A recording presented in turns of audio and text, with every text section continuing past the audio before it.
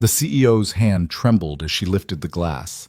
Across the bar, a man wiping tables noticed what no one else did. The slight tremor, the hollow eyes, the silent scream behind her perfect mask. Ethan Cole wasn't supposed to be here. He was supposed to be a doctor. But life had other plans, and tonight those plans would collide with a woman on the edge of losing everything. If you want to see how one desperate night changed two broken lives forever, stay with me until the end. Drop a comment telling me which city you're watching from. I want to see how far this story travels. The rain came down like punishment. It hammered against the windows of Sullivan's Bar and Grill with a relentless fury, as if the sky itself had something to prove. The neon sign outside flickered, a tired, dying heartbeat of red and blue that cast strange shadows across the nearly empty establishment. Thursday nights were usually slow, but tonight felt different. Tonight felt like the kind of night where stories begin. Ethan Cole stood behind the bar, methodically polishing a glass that was already clean. It was a habit he'd picked up in the 3 years since his life had fallen apart. The repetitive motion gave his hands something to do while his mind wandered to places he'd rather not go. The emergency room. The lawsuit. The moment he'd watched his medical career crumble like ash in his fingers. He was 38 years old, and he'd already lived two completely different lives. The first life had been promising. Dr. Ethan Cole, emergency room physician at Boston General, known for his steady hands and even steadier nerves. The kind of doctor nurses requested by name. The kind of doctor who could look death in the face and say, "Not today." That life ended on a Tuesday. The second life was this one. A cramped apartment, a bar that smelled like stale beer and broken dreams, and a 7-year-old daughter who was slowly going deaf while he scraped together every penny he could find. "You're going to wear a hole through that glass, Cole." Ethan looked up. Mickey Sullivan, the bar's owner and the closest thing Ethan had to a friend these days, was watching him from the kitchen doorway. Mickey was 63, built like a retired boxer, and had the kind of face that had seen everything and been surprised by nothing. "Just thinking," Ethan said. "Thinking's dangerous for a man in your position." Mickey walked over and leaned against the bar. "Emma?" The name hit Ethan like it always did, a soft blow to the chest that never quite stopped hurting. "Got a call from the specialist today. She needs surgery within the next 6 months, or the hearing loss becomes permanent." "How much?" $47,000, after insurance. Mickey let out a low whistle. "Jesus." "Yeah." Ethan set down the glass. "I've got about 8,000 saved. Been picking up extra shifts at the cleaning company." "The janitor gig at that tech building?" "Lane Technologies, pays decent. Mostly night work after I finish here." Ethan shrugged. "It's not glamorous, but it's money." "You're running yourself into the ground, kid." "I don't have a choice." Before Mickey could respond, the front door swung open, and a gust of cold, wet air rushed into the bar. Both men turned to look. She stood in the doorway like something out of a noir film, a woman in her early 40s, expensive coat soaked through, dark hair plastered to her face. Even dripping wet and clearly disheveled, there was something commanding about her presence, something that made you pay attention. Ethan recognized her immediately. Victoria Lane. He'd seen her face 100 times, on the covers of business magazines, on the massive portrait that hung in the lobby of Lane Technologies, on the news segments that praised her as a pioneer in AI-driven medical technology. She was the founder and CEO of one of the most innovative companies in the country, a self-made billionaire who had clawed her way up from nothing. And right now she looked like she was about to shatter. She walked to the bar without looking at either of them, settled onto a stool at the far end, and placed both palms flat on the counter. Her hands were shaking. "Whiskey," she said. Her voice was hoarse. "Whatever you have. Leave the bottle." Ethan exchanged a glance with Mickey, who gave a slight nod and retreated to the kitchen. This was Ethan's territory now. He grabbed a bottle of Jameson and a glass, walked over, and set them in front of her. Up close he could see the cracks in her armor, the redness around her eyes, the slight smudge of mascara on her cheek, the way her jaw was clenched so tight it had to hurt. "Rough night?" he asked, keeping his voice neutral. She didn't look at him, just poured 3 fingers of whiskey and downed it in one swift motion. Then she poured another. "You could say that?" Ethan knew he should walk away, mind his own business. That was the unwritten rule of bartending. You served the drinks, You may be offered a sympathetic ear, but you never pushed. People came to bars to escape, not to be interrogated. But something about the way she was sitting there, so controlled, so contained, even as she was clearly falling apart, made him pause. "I'm not going to pry," he said, "but I've seen a lot of people sit where you're sitting. Whatever it is, the bottom of that bottle isn't where you'll find the answer." For the first time, she looked at him, really looked at him. Her eyes were a striking shade of green, sharp and intelligent, but right now they held something else, something he recognized: despair. "You don't know what I'm looking for," she said. "Maybe not, but I know that look. It's the look of someone who just watched something they built get torn down." A bitter laugh escaped her lips. "Are you always this observant?" Occupational hazard, used to be a doctor. That got her attention. She tilted her head slightly, studying him with new interest. "Used to be?" "Long story, not as interesting as it sounds." "I doubt that." She took another sip of whiskey, slower this time. "What kind of doctor?" "Emergency room. Trauma, mostly." "And now you're—" "A bartender. And a janitor." He smiled, but there was no humor in it. "Life doesn't always go according to plan." Something shifted in her expression. The wall she'd been holding up seemed to crack just a little. No, it doesn't." They sat in silence for a moment. The rain continued its assault on the windows. Somewhere in the back, Mickey was clanking around in the kitchen, pretending not to listen. "I found out something tonight," Victoria said quietly. She wasn't looking at Ethan anymore. She was staring at the amber liquid in her glass, watching the way the bar lights reflected off its surface. "Something that changes everything." Ethan said nothing. He'd learned long ago that sometimes the best thing you could do was simply be present. Let people find their own way to the words. "I've spent 15 years building something, sacrificed everything, relationships, my health, any chance at a normal life. I told myself it was worth it because what we were creating would help people, save lives." She laughed again, that same bitter sound. "Project Helios. Do you know what that is?" "I've read about it. AI-assisted diagnostics, right? Early detection of diseases that usually go unnoticed until it's too late." "It's more than that. It's my life's work. Everything I've ever cared about distilled into one system." She drained her glass and reached for the bottle again. "And tonight, I discovered that my CFO, a man I've trusted for 8 years, has been secretly negotiating to sell it to our biggest competitor, behind my back." Ethan felt a chill run down his spine. He knew enough about corporate espionage to understand what that meant. It wasn't just a betrayal. It was a death sentence for everything she'd built. "How did you find out?" "An email. Accidentally CC'd to someone who actually has a conscience." Victoria's grip on the glass tightened. "Damien Cross. I brought him into this company. I mentored him. I trusted him with—" She stopped, shaking her head. "It doesn't matter. What matters is that by the time the board meeting happens next month, he'll have enough votes to force me out. And once I'm gone, Helios gets sold to people who will bury it, use it to inflate insurance premiums instead of save lives." "Have you confronted him?" "And say what?" "I don't have proof. The email was deleted within minutes of being sent. I only know about it because the person who received it called me immediately. Damien's been planning this for months, maybe years. He's covered his tracks." She finally looked up at Ethan, and he saw something new in her eyes. Determination. "I'm not going to let him win. I don't know how yet, but I'm not going to let him destroy what I've built." "Then don't." "It's not that simple." "It never is." Ethan leaned against the bar. "But you didn't get to where you are by giving up when things got hard. You figured it out before. You'll figure it out again." Victoria studied him for a long moment. "You're a strange bartender. You're a strange CEO." Despite everything, she smiled. It was small, barely there, but it was real. "Fair enough." She glanced at her watch and seemed to realize how much time had passed. "I should go. Early meeting tomorrow that I need to pretend to be functional for." "You drove here?" "Took a car service. She pulled out her phone, stared at it for a moment, then let out a frustrated sigh. "App isn't working." "Of course.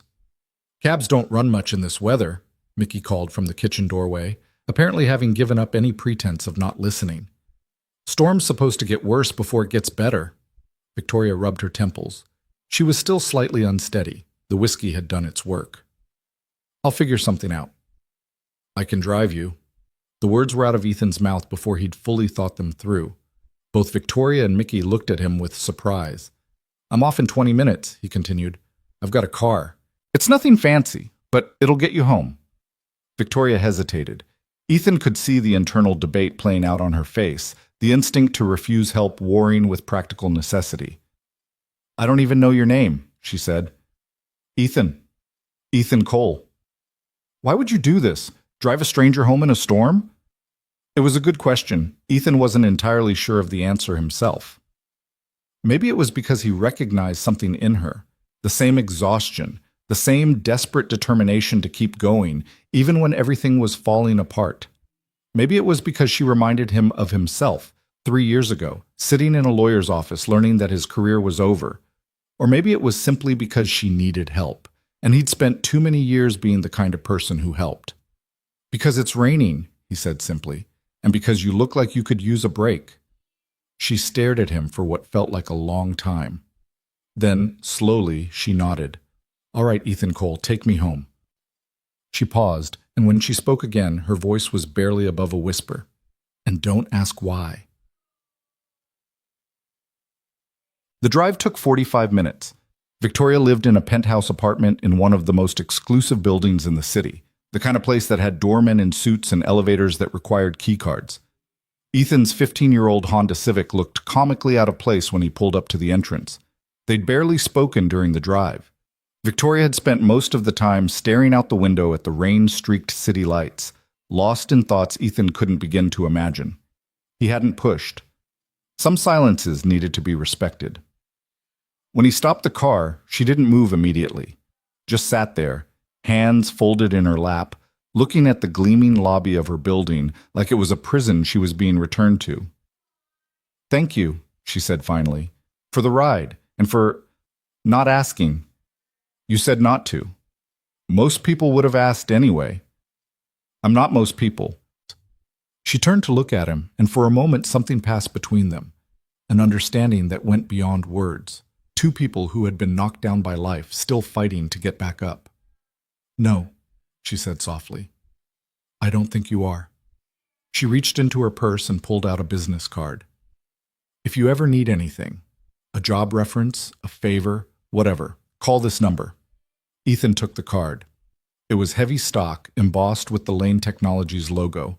Her personal line was handwritten on the back. I appreciate it, but I insist. There was a flash of the CEO in her voice now, the woman who was used to being obeyed. Consider it payment for services rendered.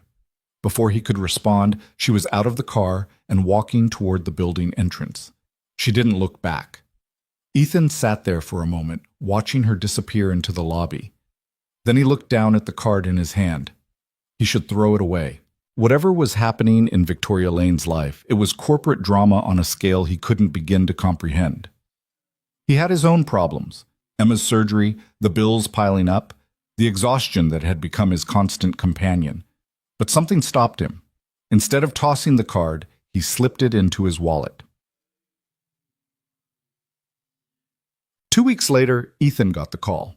He was at Lane Technologies, pushing a mop across the executive floor at 2 a.m. when his phone buzzed. The number was unfamiliar, but something made him answer. Mr. Cole? The voice was crisp, professional. A woman, but not Victoria. Speaking. My name is Margaret Chen. I'm Victoria Lane's executive assistant. Ms. Lane would like to meet with you tomorrow morning. Are you available at 9 a.m.? Ethan stopped mopping. I'm sorry, meet with me about what? I'm not at liberty to discuss the details over the phone, but Ms. Lane specifically requested you by name. She said you'd understand. He didn't understand. Not even a little, but curiosity got the better of him. 9 a.m. I'll be there. Sam, the Lane Technologies headquarters was a monument to modern architecture, all glass and steel and sharp angles, designed to look like the future had arrived early.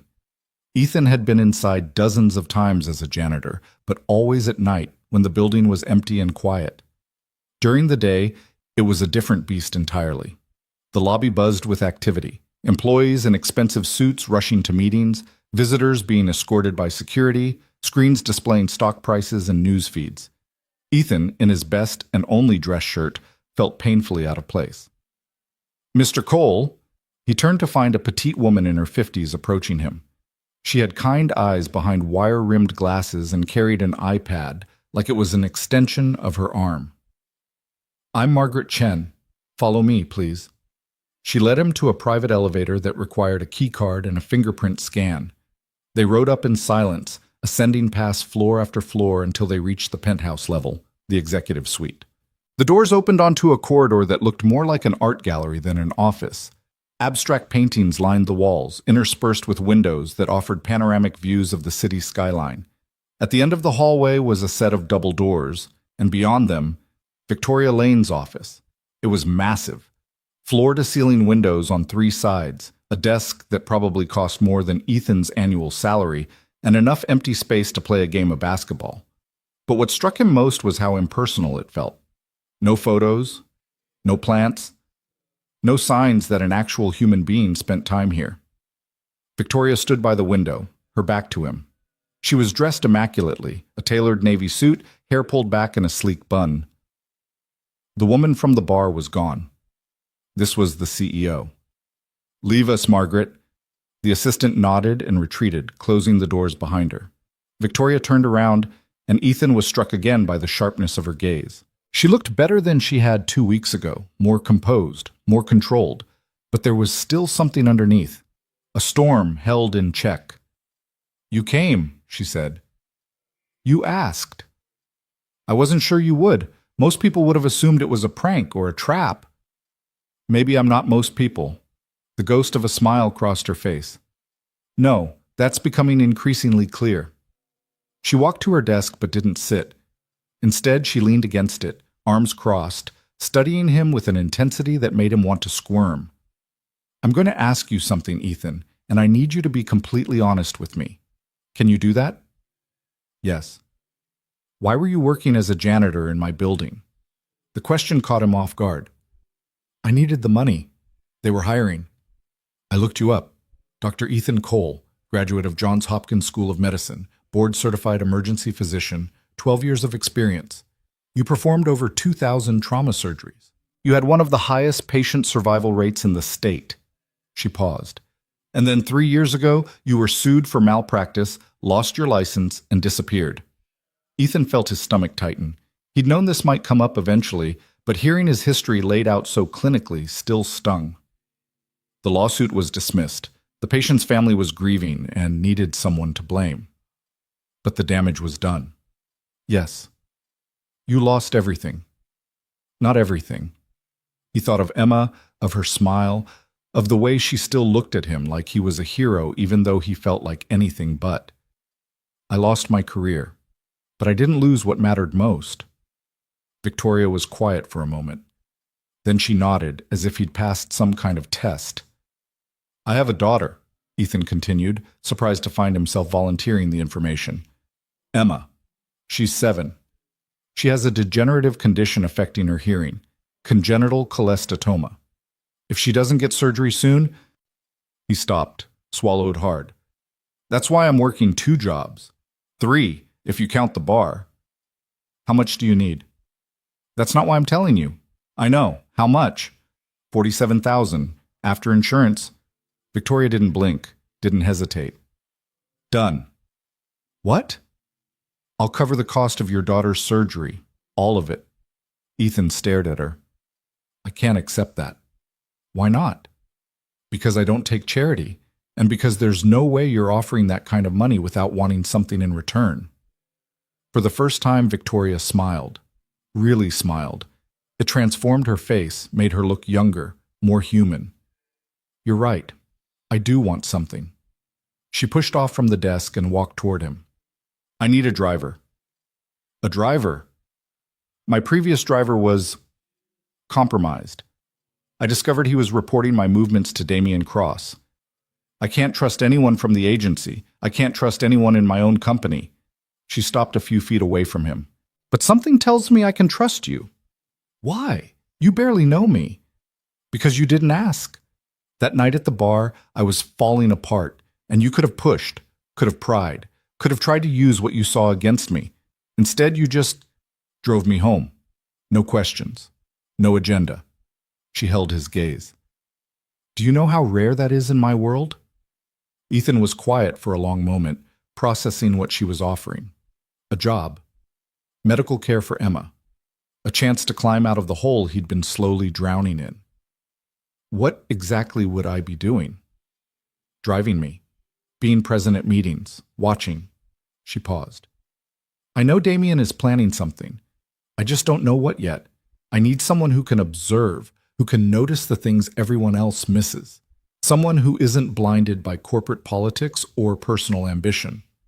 Another pause. Someone who used to save lives for a living. I'm not a detective. No, but you're a doctor. You're trained to look for symptoms, to see patterns, to diagnose problems before they become fatal. She took a step closer. My company is sick, Ethan. Someone is trying to kill it. I need you to help me figure out who and how before it's too late.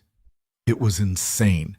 He knew it was insane. He was a bartender, a janitor, a disgraced doctor barely keeping his head above water. He had no business getting involved in corporate espionage or billion-dollar power plays. But then he thought about Emma, about her surgery, about the mounting bills and the sleepless nights, and the crushing weight of feeling like he was failing her every single day. And he thought about Victoria, about the desperation in her eyes that night at the bar, about the way she'd looked at him like he was the first person in years to treat her like a human being instead of a CEO. If I do this, he said slowly, I have conditions. Name them. Emma comes first, always. If she needs me, I'm gone. No questions asked. Agreed. And I won't lie. Not to you, not for you. If I see something wrong, I'll say it, even if you don't want to hear it. That's exactly what I'm counting on. And the money for the surgery? It's a loan, not a gift. I'll pay you back. Victoria tilted her head. Why does that matter? Because I don't want to owe you. I don't want this to be something you can hold over me. If I'm going to help you, it has to be because I choose to, not because I'm bought and paid for. She studied him for a long moment. Then she extended her hand. Deal. Ethan took her hand and shook it. Her grip was firm, confident. The grip of someone who was used to winning. When do I start? Now. She walked back to her desk and pressed a button on her phone. Margaret, please have a car brought around. Mr. Cole will be joining me for the rest of the day. She looked at Ethan, and something flickered in her eyes. Something that might have been hope. Welcome to Lane Technologies, Ethan. Try to keep up. The first week was a blur. Ethan quickly learned that being Victoria Lane's driver meant being her shadow. He drove her to meetings. He waited outside boardrooms. He sat in the car during her 3 a.m. phone calls. He watched as she moved through her world like a general surveying a battlefield. Always alert, always calculating, always alone. He also learned that Victoria Lane was not an easy woman to work for. She was demanding, precise, expected perfection, and had little patience for anything less. She could reduce a room full of executives to nervous silence with a single look, and she had a way of asking questions that made you feel like she already knew all your secrets. But underneath all that, underneath the armor and the intensity and the relentless drive, Ethan began to see glimpses of something else. He saw it when she stayed late to personally review grant applications for medical research. He saw it when she spent an hour on the phone with a single mother whose daughter had been helped by an early version of Project Helios. He saw it in the way she talked about the technology, not as a product or a profit center, but as a mission, a calling. Victoria Lane was many things. Cold wasn't one of them. She'd just built walls so high that most people couldn't see over them. Ethan could. He started noticing things, little things that others might have dismissed. The way Victoria's assistant, Margaret, tensed up whenever Damien Cross entered the room. The late-night meetings that weren't on any official calendar. The subtle pattern of emails being deleted shortly after they were sent. And he noticed Damien. Damien Cross was everything Victoria was not. Charming, smooth, effortlessly likable.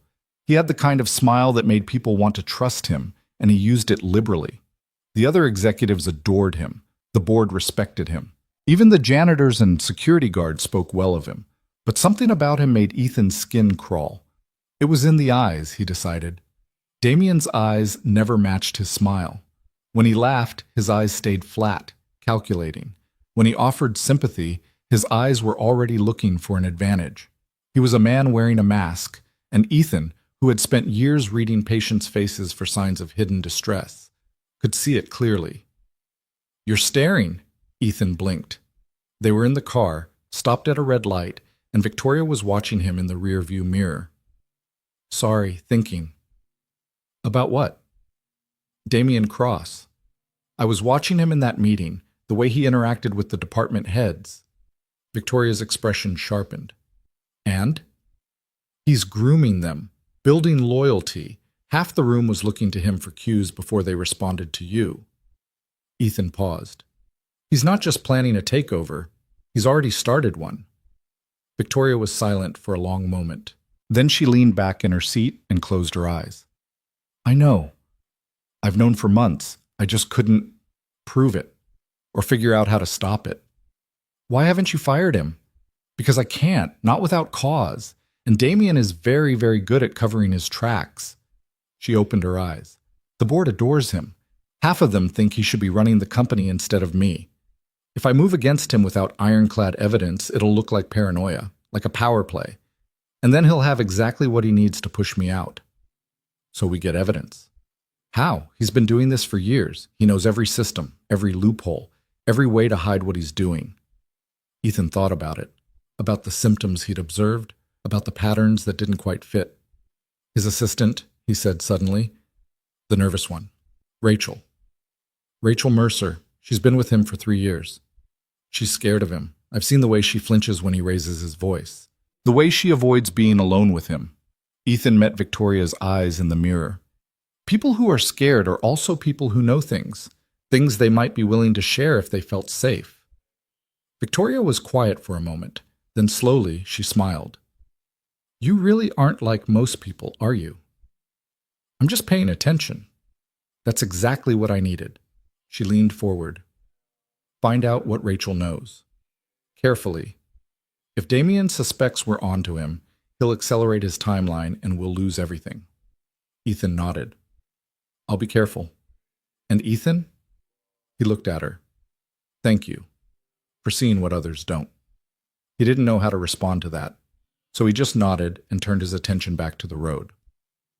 Behind him, Victoria Lane stared out the window at the city lights and allowed herself, for the first time in months, to hope. The breakthrough came on a Thursday. Ethan was in the parking garage doing a routine check of Victoria's car, a habit he'd developed after finding a tracking device under the chassis during his second week, when he heard footsteps echoing in the concrete structure. He looked up to see Rachel Mercer hurrying toward her car. She was clutching her purse like a lifeline, her eyes red-rimmed, her movements jerky and rushed. "Rachel!" She jumped at the sound of her name, spinning around with fear written all over her face. When she saw it was Ethan, some of the terror faded, replaced by wary confusion. "You're Ms. Lane's driver." "Ethan Cole." He held up his hands, showing he meant no harm. "You okay? You look upset." "I'm fine." The words came too fast, too automatic. "Just late for an appointment." "At 7 p.m.? She hesitated. Ethan could see the internal debate, the fear of speaking warring with the desperate need to unburden herself. "Can I tell you something?" she asked, her voice barely above a whisper. "And can you promise it won't get back to him?" "I promise." She glanced around the garage as if expecting Damien to materialize from the shadows. Then she stepped closer. "He's making me do things. Sign off on documents I'm not supposed to see. Delete emails. Arrange meetings that never appear on any calendar." Her voice cracked. "I didn't know what it meant at first, but I've been paying attention, and I think he's stealing from the company or selling something. I don't know exactly what, but it's big, and it's wrong." "Have you told anyone?" "Who would I tell? He owns half the executive team. The board thinks he walks on water, and Ms. Lane..." She shook her head. He's always talking about how she's losing her grip, how she's becoming paranoid, how it's only a matter of time before the board sees what he sees. What do you see, Rachel? She met his eyes, and he saw something he recognized, the same desperate determination he'd seen in Victoria that first night. I see a man who's going to destroy everything Miss Lane has built, and I'm terrified that no one is going to stop him. Ethan made a decision. What if I told you there was someone who wanted to stop him? Someone who's been looking for proof? Rachel's eyes widened. Ms. Lane? She knows something's wrong. She just can't prove it. But if you have access to the things he's been hiding... He let the implication hang in the air. Rachel was silent for a long moment. Then, slowly, she reached into her purse and pulled out a flash drive. I've been copying things. Just in case. I didn't know what I was going to do with it, but... She pressed the drive into Ethan's hand. Everything's on there. The emails, the documents, the meeting recordings he thought were deleted. Her voice dropped. He's selling Project Helios to Meridian Health. The deal is supposed to close next month. The board doesn't know. Ms. Lane doesn't know. It's all happening in secret. Ethan looked at the flash drive, such a small thing to hold so much destruction. Why are you giving this to me? Because I can't do this anymore, and because... She swallowed hard. My mother died last year. Cancer. She was diagnosed late. Too late. Ms. Lane's technology could have caught it earlier, could have saved her. Tears slid down her cheeks. I'm not going to let Damien Cross take that away from other families. I'm not. Ethan pocketed the flash drive. You're brave, Rachel. Braver than you know. Just keep me out of it if you can. I can't afford to lose this job. I'll do everything I can. He met her eyes. And Rachel? Thank you. She nodded, wiped her eyes, and hurried to her car. Within moments, she was gone. Ethan stood alone in the garage, the flash drive burning a hole in his pocket, and realized that everything was about to change. So, he brought the drive to Victoria that night. They sat in her penthouse apartment, a space that felt even emptier than her office, and watched as she plugged it into her laptop. The files were damning. Emails coordinating with Meridian Health executives, financial documents showing shell companies designed to funnel money, board presentations that had been doctored to hide the true state of the company's finances. And at the center of it all, Damien Cross. Victoria's face was unreadable as she scrolled through the evidence, but her hands were shaking. He's been planning this for 2 years, she said quietly. 2 years, and I never saw it. You weren't supposed to. That was the whole point. I trusted him. I brought him into my company, my inner circle, my life. She slammed the laptop shut. I'm such a fool. No, you're human. You trusted the wrong person. It happens. Not to me. Not anymore. She stood abruptly, pacing to the window. The city sprawled out below them, millions of lights glittering in the darkness. This is enough to stop him. This is enough to take to the board, to the authorities, to... Victoria. Something in his voice made her stop, turn around. This is also enough for him to know that someone betrayed him. If you move on this now without a plan, he'll figure out it was Rachel, and I promised her I would keep her safe. Victoria's jaw tightened. For a moment, Ethan thought she was going to argue, to prioritize the company over one scared assistant. But then she sighed, and the fight seemed to drain out of her. You're right. I know you're right. She walked back to the couch and sat down heavily. We need a plan, a way to expose him without destroying everyone in the crossfire. We'll figure it out. Will we? She looked at him, and for the first time he saw the vulnerability she worked so hard to hide. I've spent my entire life building things. I don't know how to fight wars. Then learn. You're Victoria Lane. You don't know how to give up. Something flickered in her eyes. Something warm. Something grateful. How do you do that? Do what? Make me believe that everything might actually be okay. Ethan didn't have an answer, so he just sat there beside her as the night stretched on and the city lights continued to glitter below. They would figure it out. They had to. Because somewhere across town, a 7-year-old girl was sleeping, unaware that her father was caught up in something bigger than either of them had ever imagined. And Emma was worth fighting for. They all were. The rain had finally stopped. Outside Victoria's window, the first hints of dawn were beginning to paint the sky. Ethan had lost track of how long they'd been talking, planning, strategizing, mapping out the battlefield ahead. His phone buzzed. A text from the babysitter he'd hired for the night. Emma had a good night. Still sleeping. She asked about you before bed. He stared at the message for a moment, feeling that familiar ache in his chest. Your daughter. He looked up. Victoria was watching him with an expression he couldn't quite read. Yeah, Emma. She's the reason for all of this. Tell me about her. It wasn't a request, but it wasn't quite a demand either. It was something in between, an invitation perhaps, an opening in walls that never opened. So Ethan told her. He told her about Emma's laugh, high and bright, even as her hearing faded, about her drawings stuck to every surface of their tiny apartment, about the way she still made him coffee every morning, even though she was too young to work the machine and always put in too much sugar. He told her about the diagnosis, the surgery, the countdown that hung over everything like a guillotine. And when he was done, Victoria was quiet for a long time. She sounds remarkable, she said finally. She is. You're a good father, Ethan. I'm trying to be. No. Victoria leaned forward, her gaze intense. You are.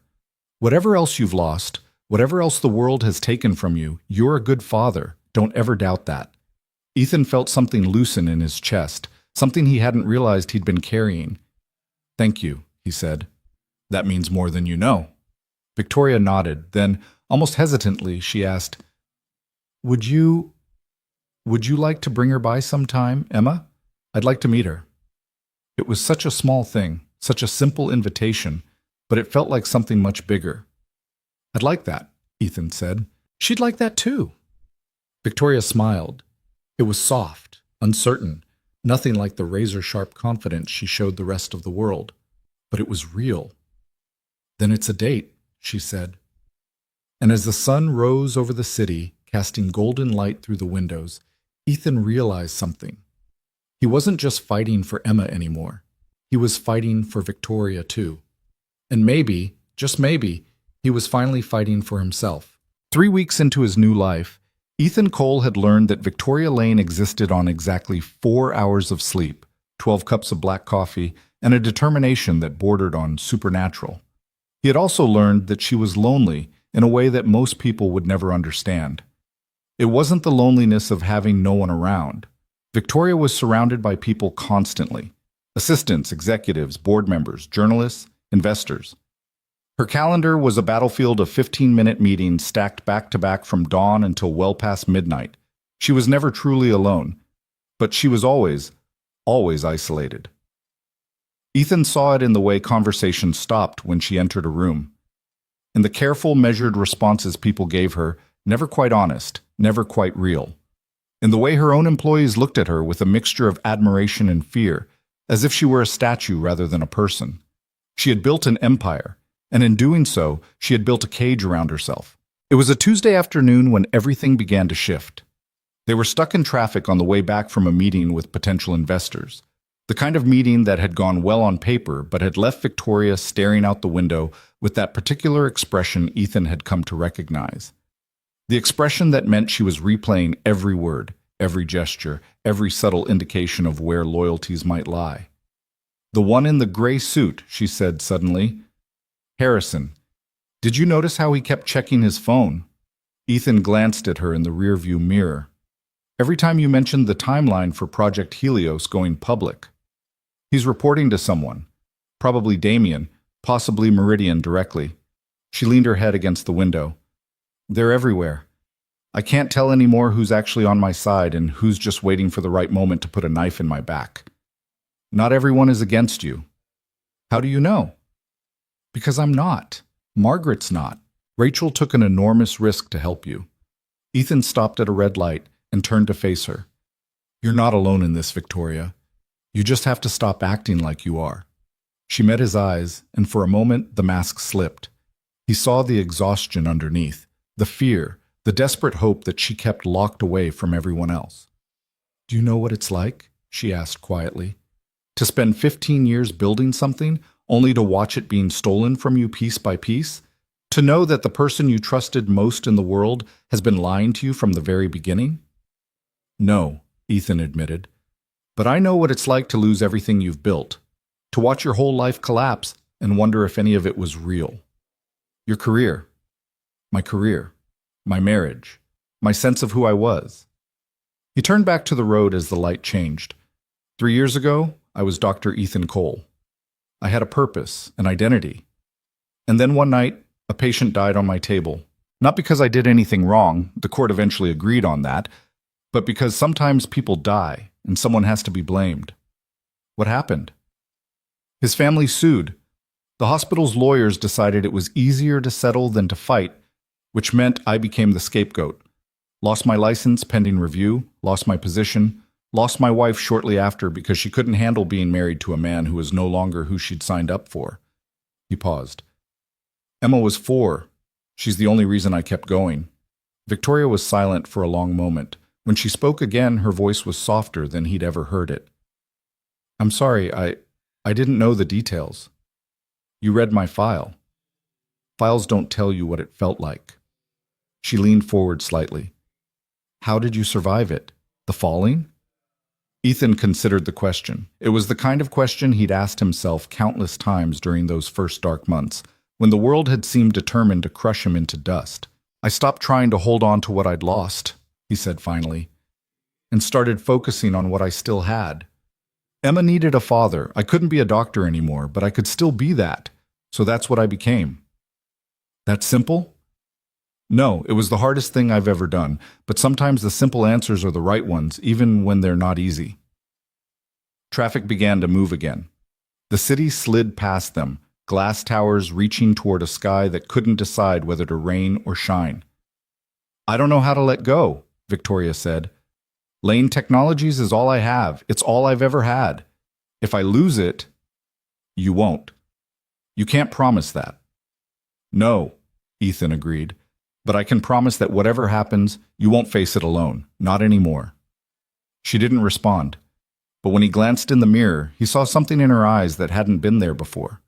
Hope. The first real hope he'd seen since the night she'd walked into Sullivan's bar. That evening, Victoria did something unprecedented. She canceled her remaining meetings. Margaret nearly dropped her iPad when Victoria announced it. In the 3 years Margaret had worked as her executive assistant, Victoria Lane had never voluntarily canceled anything.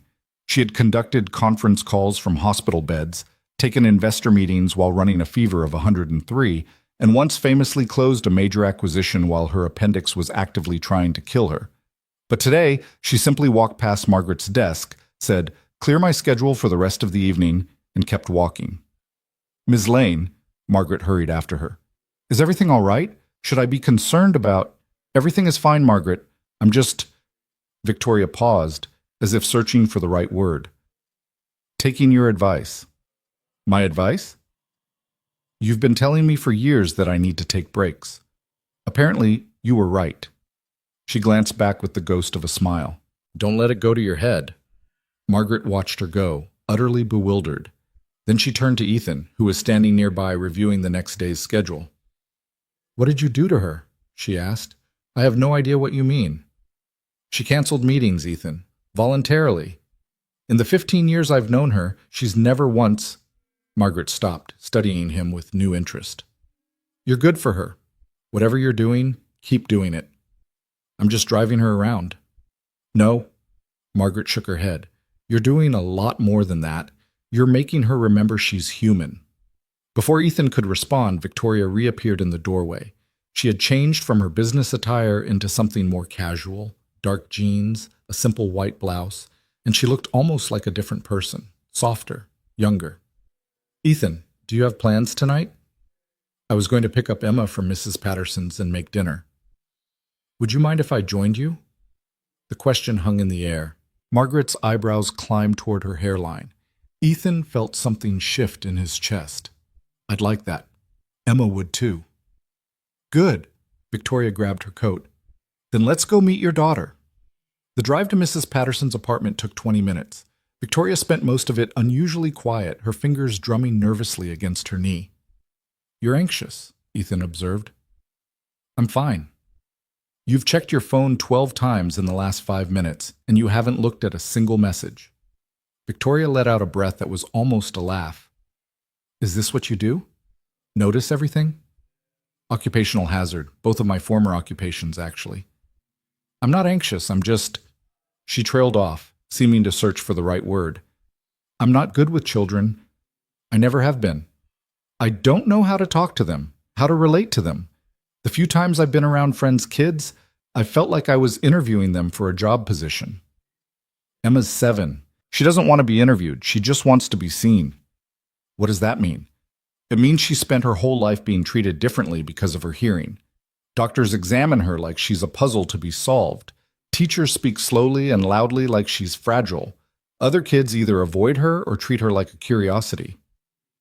Ethan pulled into the parking lot of Mrs. Patterson's building. What she wants, what she needs, is for people to look at her and see Emma, not her condition, not her limitations, just her. Victoria was quiet for a moment. Then she nodded slowly. I think I understand that more than you know. Mrs. Patterson was a kind-faced woman in her 60s who had been watching Emma since Ethan started working nights. She greeted them at the door with a knowing smile that suggested she had opinions about Victoria's presence, but was too polite to voice them. Emma's in the living room, she said. She's been drawing pictures all afternoon. Something about a princess who builds robots. That's her latest obsession, Ethan explained to Victoria as they walked inside. She wants to be an engineer when she grows up, or a dragon. She hasn't decided yet. Victoria smiled. It was the uncertain smile of someone who wasn't used to smiling but was trying anyway. They found Emma curled up on the couch, surrounded by an explosion of crayons and paper. She was 7 years old with her father's dark hair and her mother's eyes, though Ethan never mentioned that last part.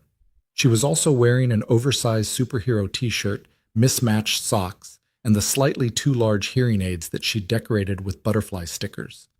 "Daddy!" She looked up at the sound of his footsteps, her face splitting into a grin. Then she noticed Victoria, and her expression shifted to curious assessment. "Who's that?" Ethan knelt down to her level. "This is Victoria. She's my friend from work. I told you about her, remember?" Emma studied Victoria with the unnerving directness that only children possess. "You're the important lady, the one who makes computer doctors." Victoria blinked. "Computer doctors? Daddy said you make computers that help find when people are sick. That's like a computer doctor." Yes, I suppose that's accurate." Victoria crouched down awkwardly, clearly out of her element. "It's nice to meet you, Emma. Your father talks about you all the time." "He talks about you too." Emma held up the drawing she'd been working on. "I made this for you." The picture was a riot of color. A tall figure with dark hair standing next to a smaller figure with butterfly hearing aids, both of them surrounded by what appeared to be robots and rainbows and at least 3 dragons. "That's you," Emma said, pointing to the tall figure. "And that's me. And those are the computer doctors, but I made them look like robots because I don't know what computer doctors actually look like." Victoria took the drawing with hands that trembled slightly. For a long moment, she just stared at it, and Ethan saw something in her expression that made his heart ache. When was the last time someone had given Victoria Lane a gift? Not a business present, not a strategic gesture, but something given freely, with no expectation of return? "It's beautiful," Victoria said, and her voice was thick. "Thank you, Emma. I'll treasure it." Emma beamed. "Do you want to stay for dinner? Daddy makes really good spaghetti. It's the only thing he knows how to cook." "Hey," Ethan protested. "I also make excellent grilled cheese." "Grilled cheese isn't cooking, it's just melting stuff." Victoria laughed. It was a real laugh, surprised out of her, and it transformed her face completely. She looked younger, lighter, human. "I would love to stay for dinner," she said, "if that's okay with your father." Emma turned to Ethan with an expression of exaggerated pleading. "Please, Daddy, please, please, please." "Well," Ethan said, fighting a smile, "I suppose I can manage to melt some extra cheese." Dinner was chaos in the best possible way. The apartment was small, a 2-bedroom unit in a building that had seen better decades. But Emma filled it with her energy, chattering away about school and her drawings, and the deaf superhero she'd invented called Captain Soundwave, who could see sound waves and turn them into weapons. Victoria, to Ethan's surprise, kept up with all of it. She asked questions. Real questions, not the patronizing kind that adults often ask children. She wanted to know about Captain Soundwave's origin story, about the technical specifications of Emma's robot designs, about which dragon from her drawings would win in a fight, and why. And Emma, who usually retreated into shyness around strangers, opened up like a flower in sunlight. "Daddy says you work a lot," Emma said, twirling spaghetti around her fork. "Like a lot. Do you ever get tired?" "Sometimes," Victoria admitted, "but I love what I do, so it doesn't feel like work most of the time." "That's what Daddy says about being a doctor. He misses it." Emma said this matter-of-factly, with the casual brutality of childhood honesty. "He doesn't talk about it, but I can tell. Sometimes he watches those hospital shows and gets really quiet." Ethan felt his face flush. "Emma, it's okay, Daddy. Being sad about stuff doesn't mean you're not happy now." She turned back to Victoria. "He's happy now. I can tell that too." Victoria's eyes met Ethan's across the table. Something passed between them, an acknowledgement of shared wounds, shared recovery, shared hope. "I'm glad," Victoria said softly. "You have a very special dad, Emma." "I know," Emma grinned. "He's the best dad in the whole world, even when he burns the grilled cheese." After dinner, Victoria helped with the dishes while Emma worked on a new drawing at the kitchen table. It was such a domestic scene, so utterly normal, that Ethan had to keep reminding himself that the woman drying plates beside him was worth several $billions and ran one of the most innovative companies in the country. "She's remarkable," Victoria said quietly, watching Emma work. "You've done an incredible job with her." "She's done an incredible job with me. I'm not sure I'd have survived the last 3 years without her." "The surgery. How much time do we have?" The question brought reality crashing back. For a few hours, Ethan had almost forgotten the countdown, the looming deadline, the shadow that hung over everything. 4 months? Maybe 5. After that, the damage becomes permanent. And the money? Still short. About 30,000. He forced a smile. "I'll figure it out. I always do." Victoria set down the dish she was drying. When she spoke, her voice was quiet but firm. "I told you I would cover the surgery. And I told you I don't take charity. This isn't charity, this is—" She paused, searching for the right word. "This is me investing in something that matters. You've helped me more in 3 weeks than most people have in 15 years. Let me help you back." Victoria's tea. "Ethan." She turned to face him fully.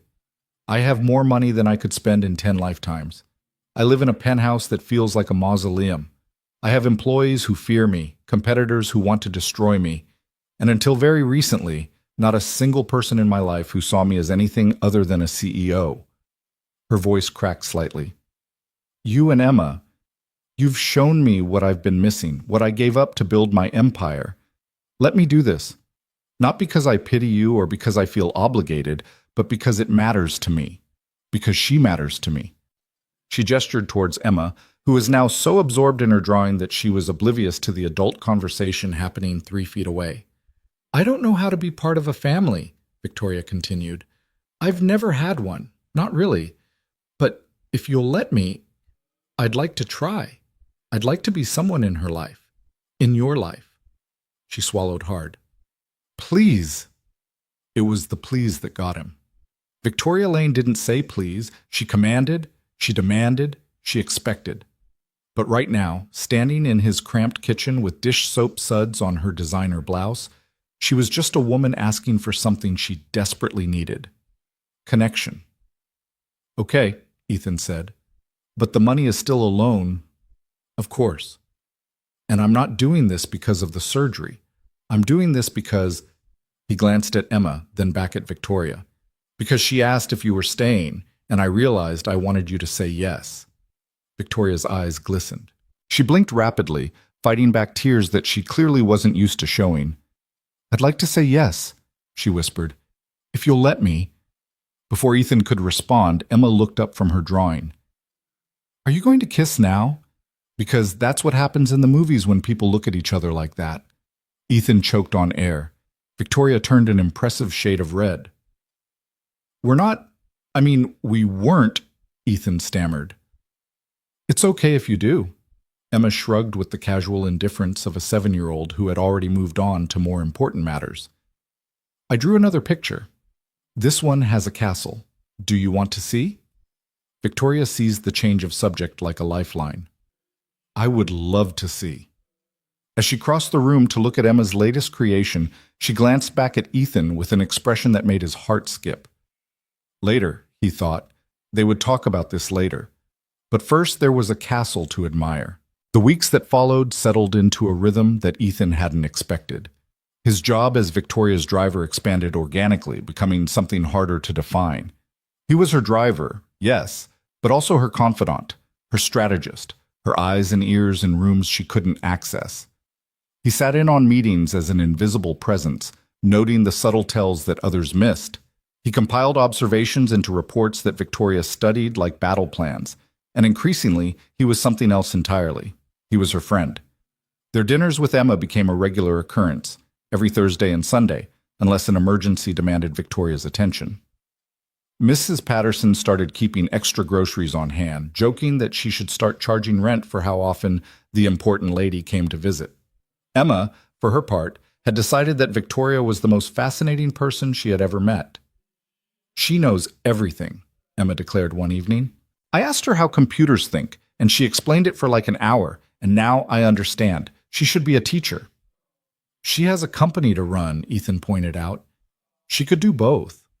She's really smart.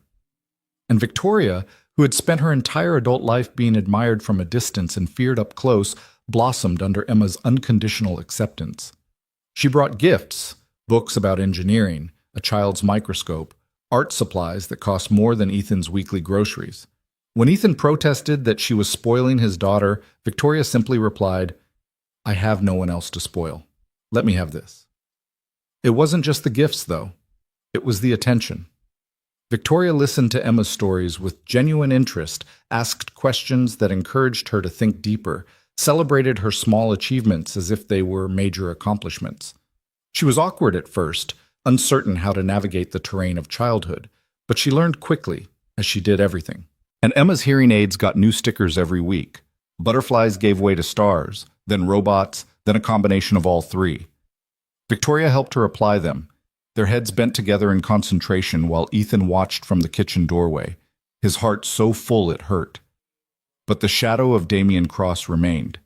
The evidence Rachel had provided was damning, but Victoria knew she couldn't use it directly without exposing her source. They needed more.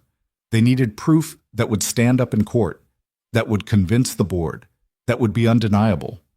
So they watched, and waited, and planned.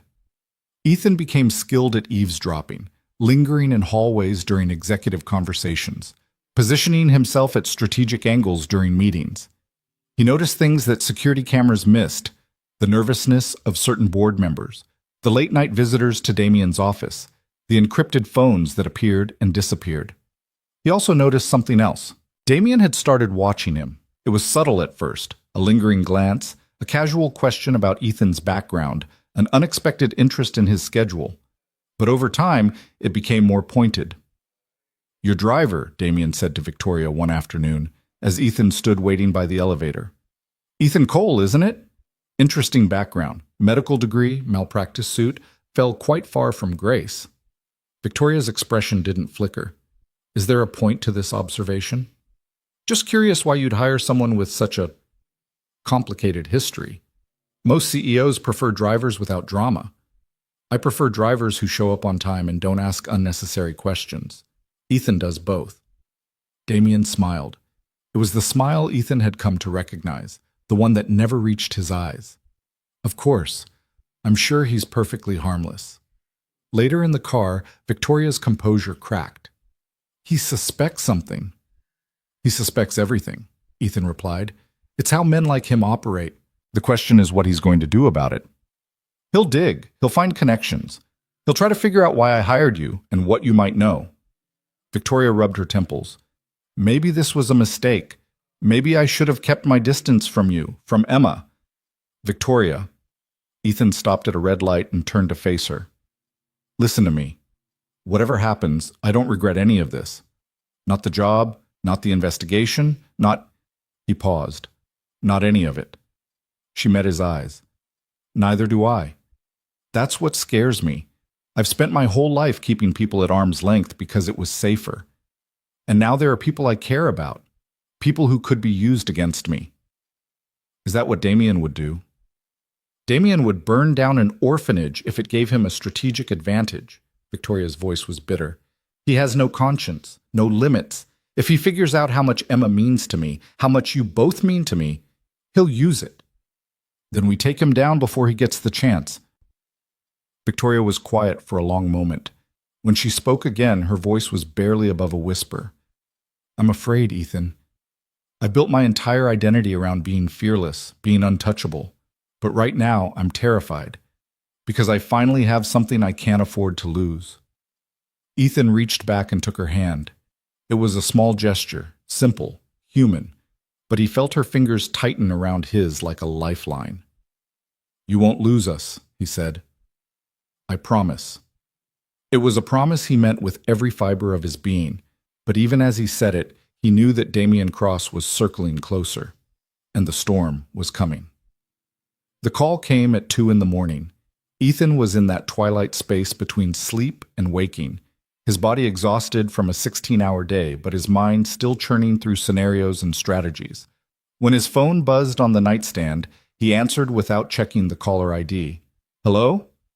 Ethan Cole? The voice was unfamiliar. Male, professional, clipped. Who is this? My name is Detective Marcus Webb, Boston Police Department. I'm calling about your daughter. The words hit him like a physical blow. He was fully awake in an instant, heart hammering against his ribs. Emma? What happened? Is she okay? She's fine, Mr. Cole. There's no emergency. But we received an anonymous tip that we were obligated to investigate. Concerns about the living conditions in your home, your ability to provide adequate care, your daughter's medical needs not being met. Ethan felt the blood drain from his face. That's ridiculous. There's nothing wrong with my home. Emma is well cared for. Her medical needs... I understand, sir. As I said, we're obligated to investigate all tips. A social worker will be contacting you within the next 48 hours to schedule a home visit. I'd recommend having all relevant documentation ready. Medical records, school reports, anything that demonstrates appropriate care. After the detective hung up, Ethan sat in the darkness for a long time, his phone still pressed to his ear. An anonymous tip. He knew exactly who had made that call. The next morning, Victoria arrived at his apartment before dawn. Ethan had called her immediately after hanging up with the detective, and she'd insisted on coming over despite his protests that it could wait. Now she stood in his kitchen, her face pale with fury, while Ethan made coffee and tried to control the shaking of his hands. He's escalating, Victoria said. The investigation found nothing actionable, but Damien doesn't need actionable. He just needs to create chaos, to make you vulnerable, to show you that he can reach into your life whenever he wants. He's threatening my daughter.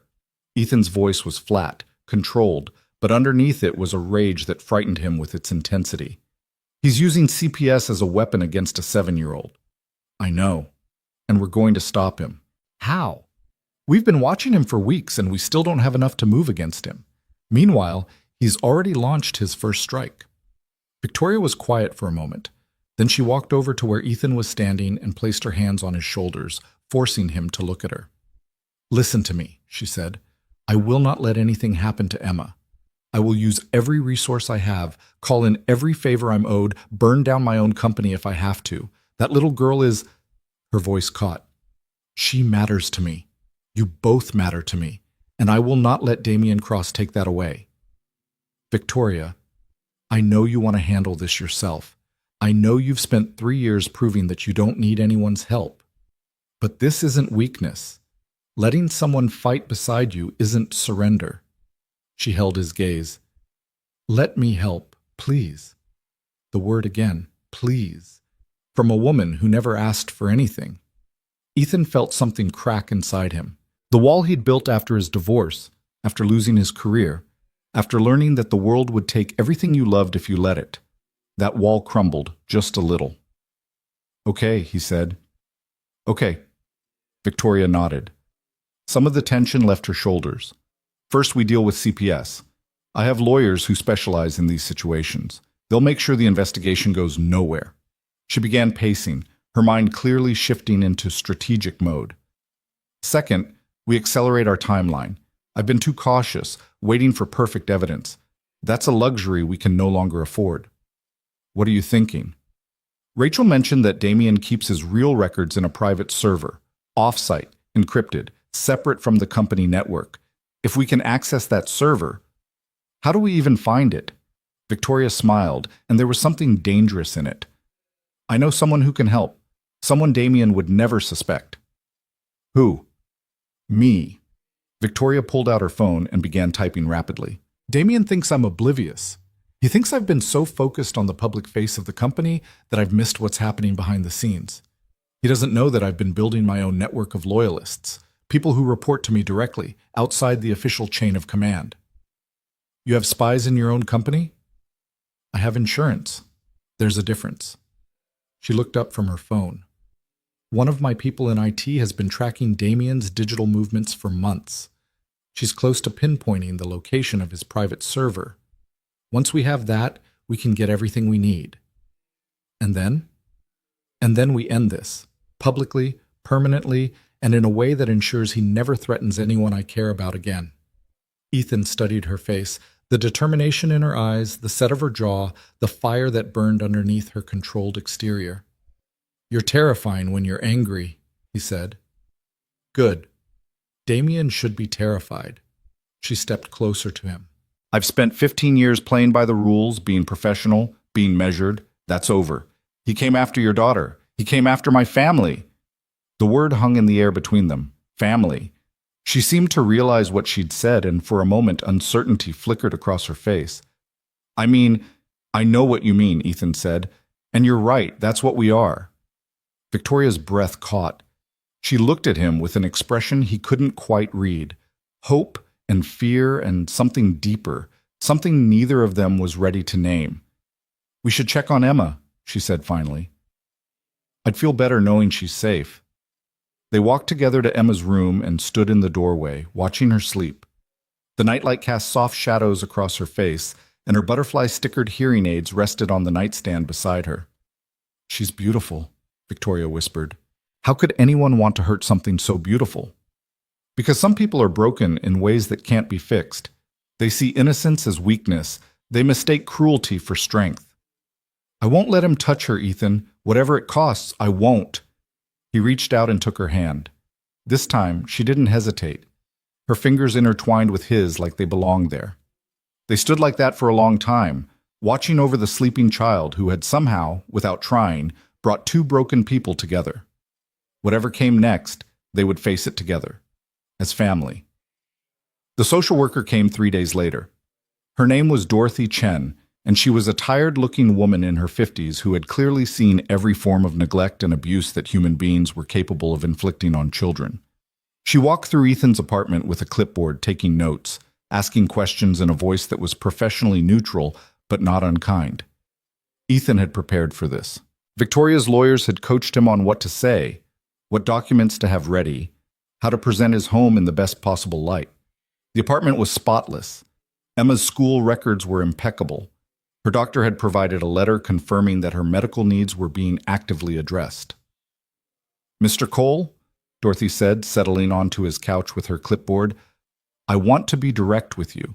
The tip we received was vague and contained several claims that are clearly false.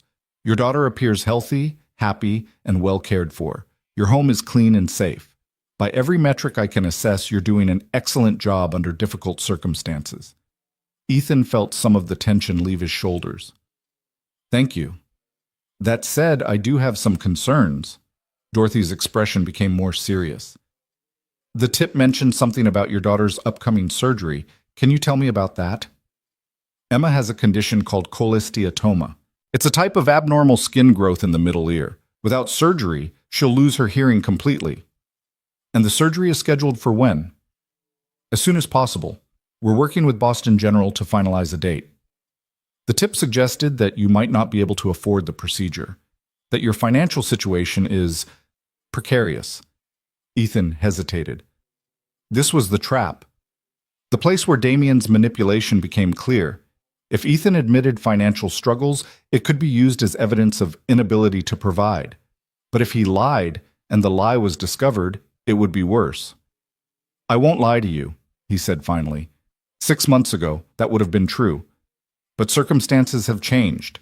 I have a new position with a steady income, and the surgery costs have been addressed through personal loans and assistance from my employer. Dorothy made a note on her clipboard. "Your employer? That would be Victoria Lane?" Ethan's jaw tightened. "Yes. Ms. Lane is quite wealthy, I understand." "I'm not sure what you're implying." "I'm not implying anything, Mr. Cole.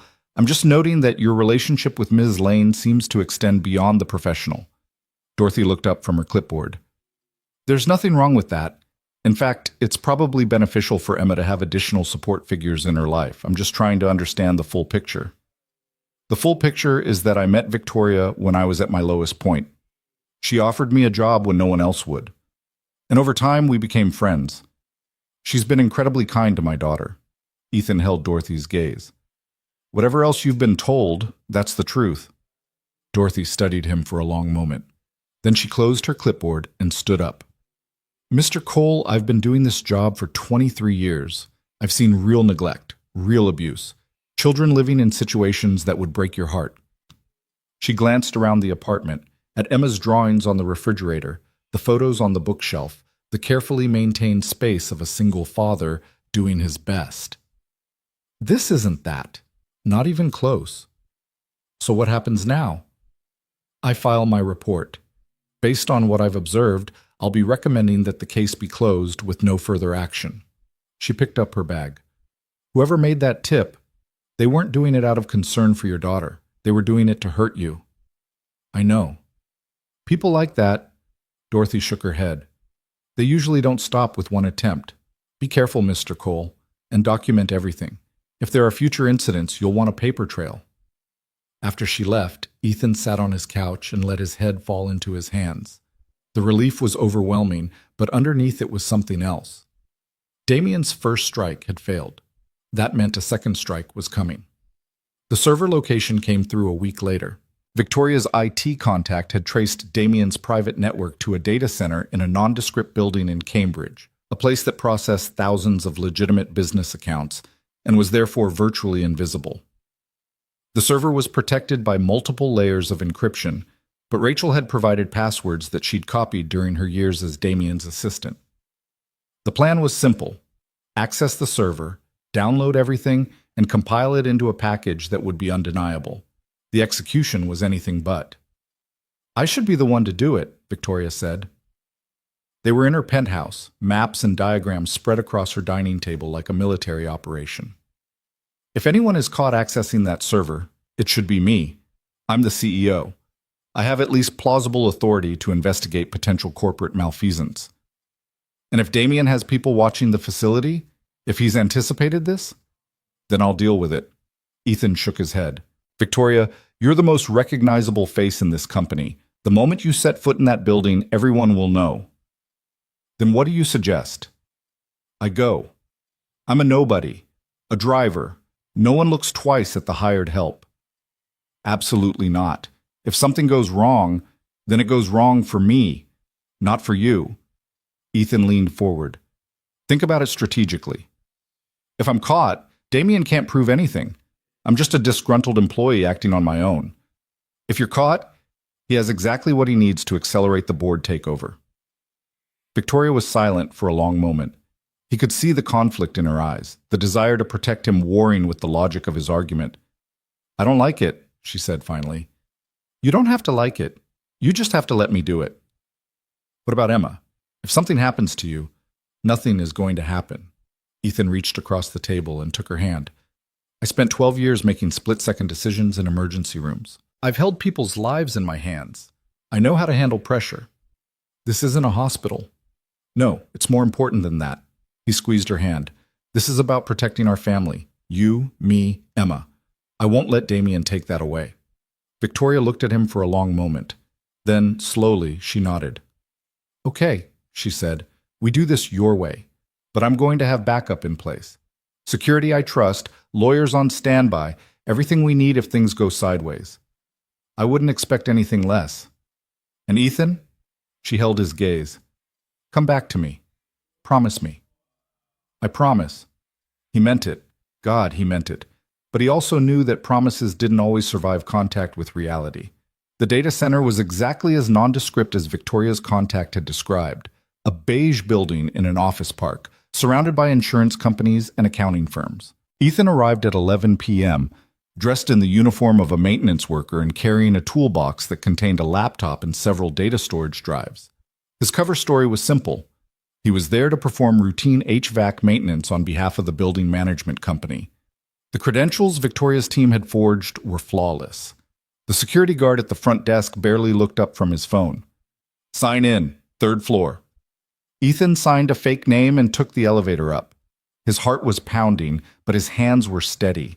Years of emergency medicine had taught him how to function under pressure, how to compartmentalize fear and focus on the task at hand. The server room was at the end of a long hallway, behind a door that required a keycard. Rachel's passwords worked perfectly. Ethan slipped inside and found himself surrounded by the hum of cooling systems and the blinking lights of thousands of servers. Damien's private setup was in the corner, a dedicated rack separate from the main systems.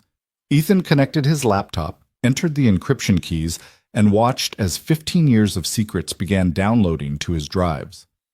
Emails, financial records, meeting recordings, evidence of the Meridian deal, of kickbacks and bribes, of systematic manipulation of Lane Technologies' stock price. Everything they needed. The download was 80% complete when the door opened. Ethan spun around to find himself face-to-face with Damien Cross. Damien looked exactly as he did in the office, perfectly groomed, perfectly composed, perfectly calm. He was flanked by 2 security guards who definitely weren't the building's regular staff. Dr. Cole, Damien said, his voice carrying that silky menace that Ethan had come to despise. I must admit, I'm impressed. I expected Victoria to try something eventually, but I didn't expect her to send her lapdog to do it. Damien. Ethan kept his voice level. I don't know what you think is happening here. Please, we're past the point of pretense. Damien stepped closer, and the guards moved with him. I've known about Victoria's little investigation for weeks. Did you really think my assistant could copy files without me noticing? Rachel's loyalty was always negotiable. The download was at 90%. 92. Ethan needed to buy time.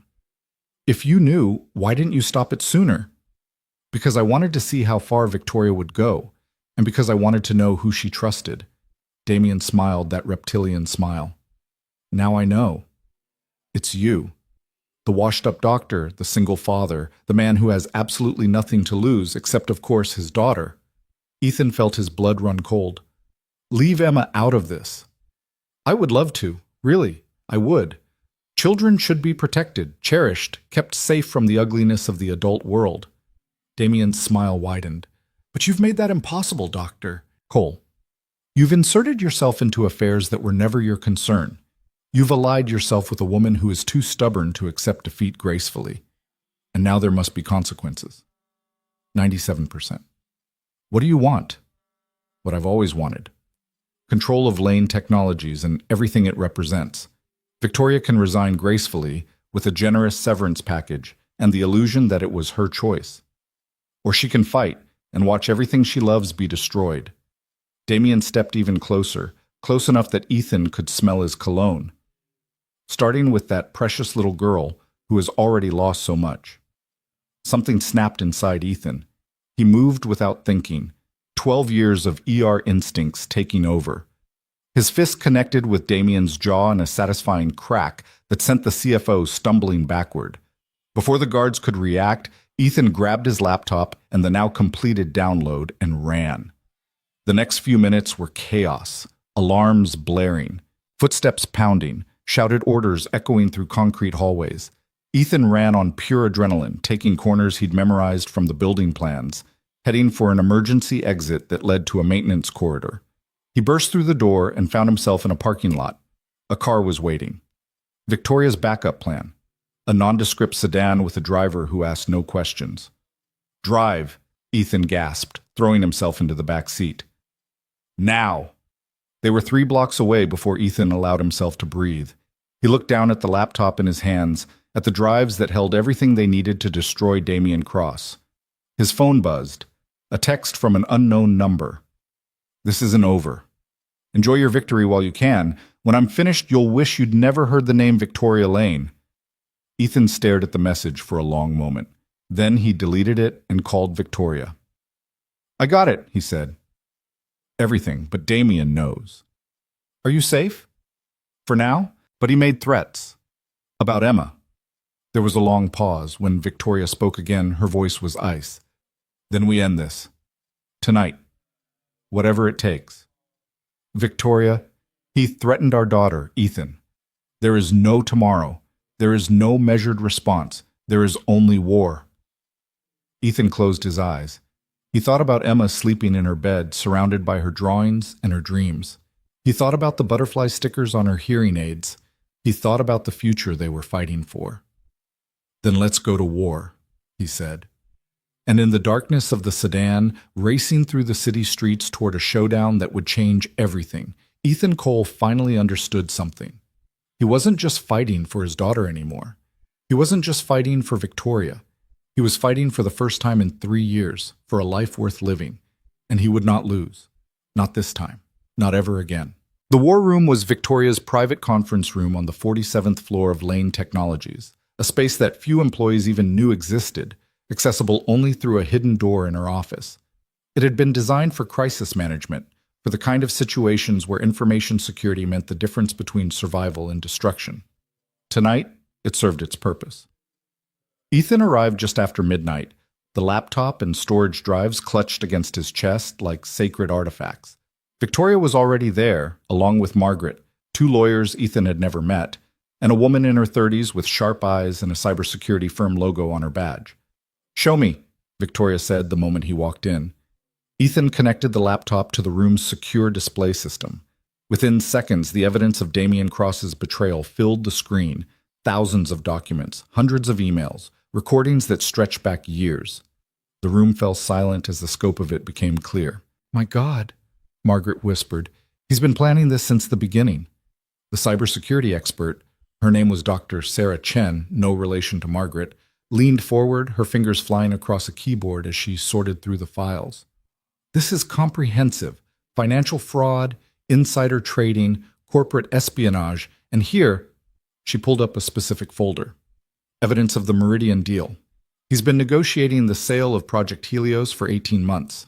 The purchase price is $4.2 billion, of which Damien personally receives $800 million in consulting fees and stock options.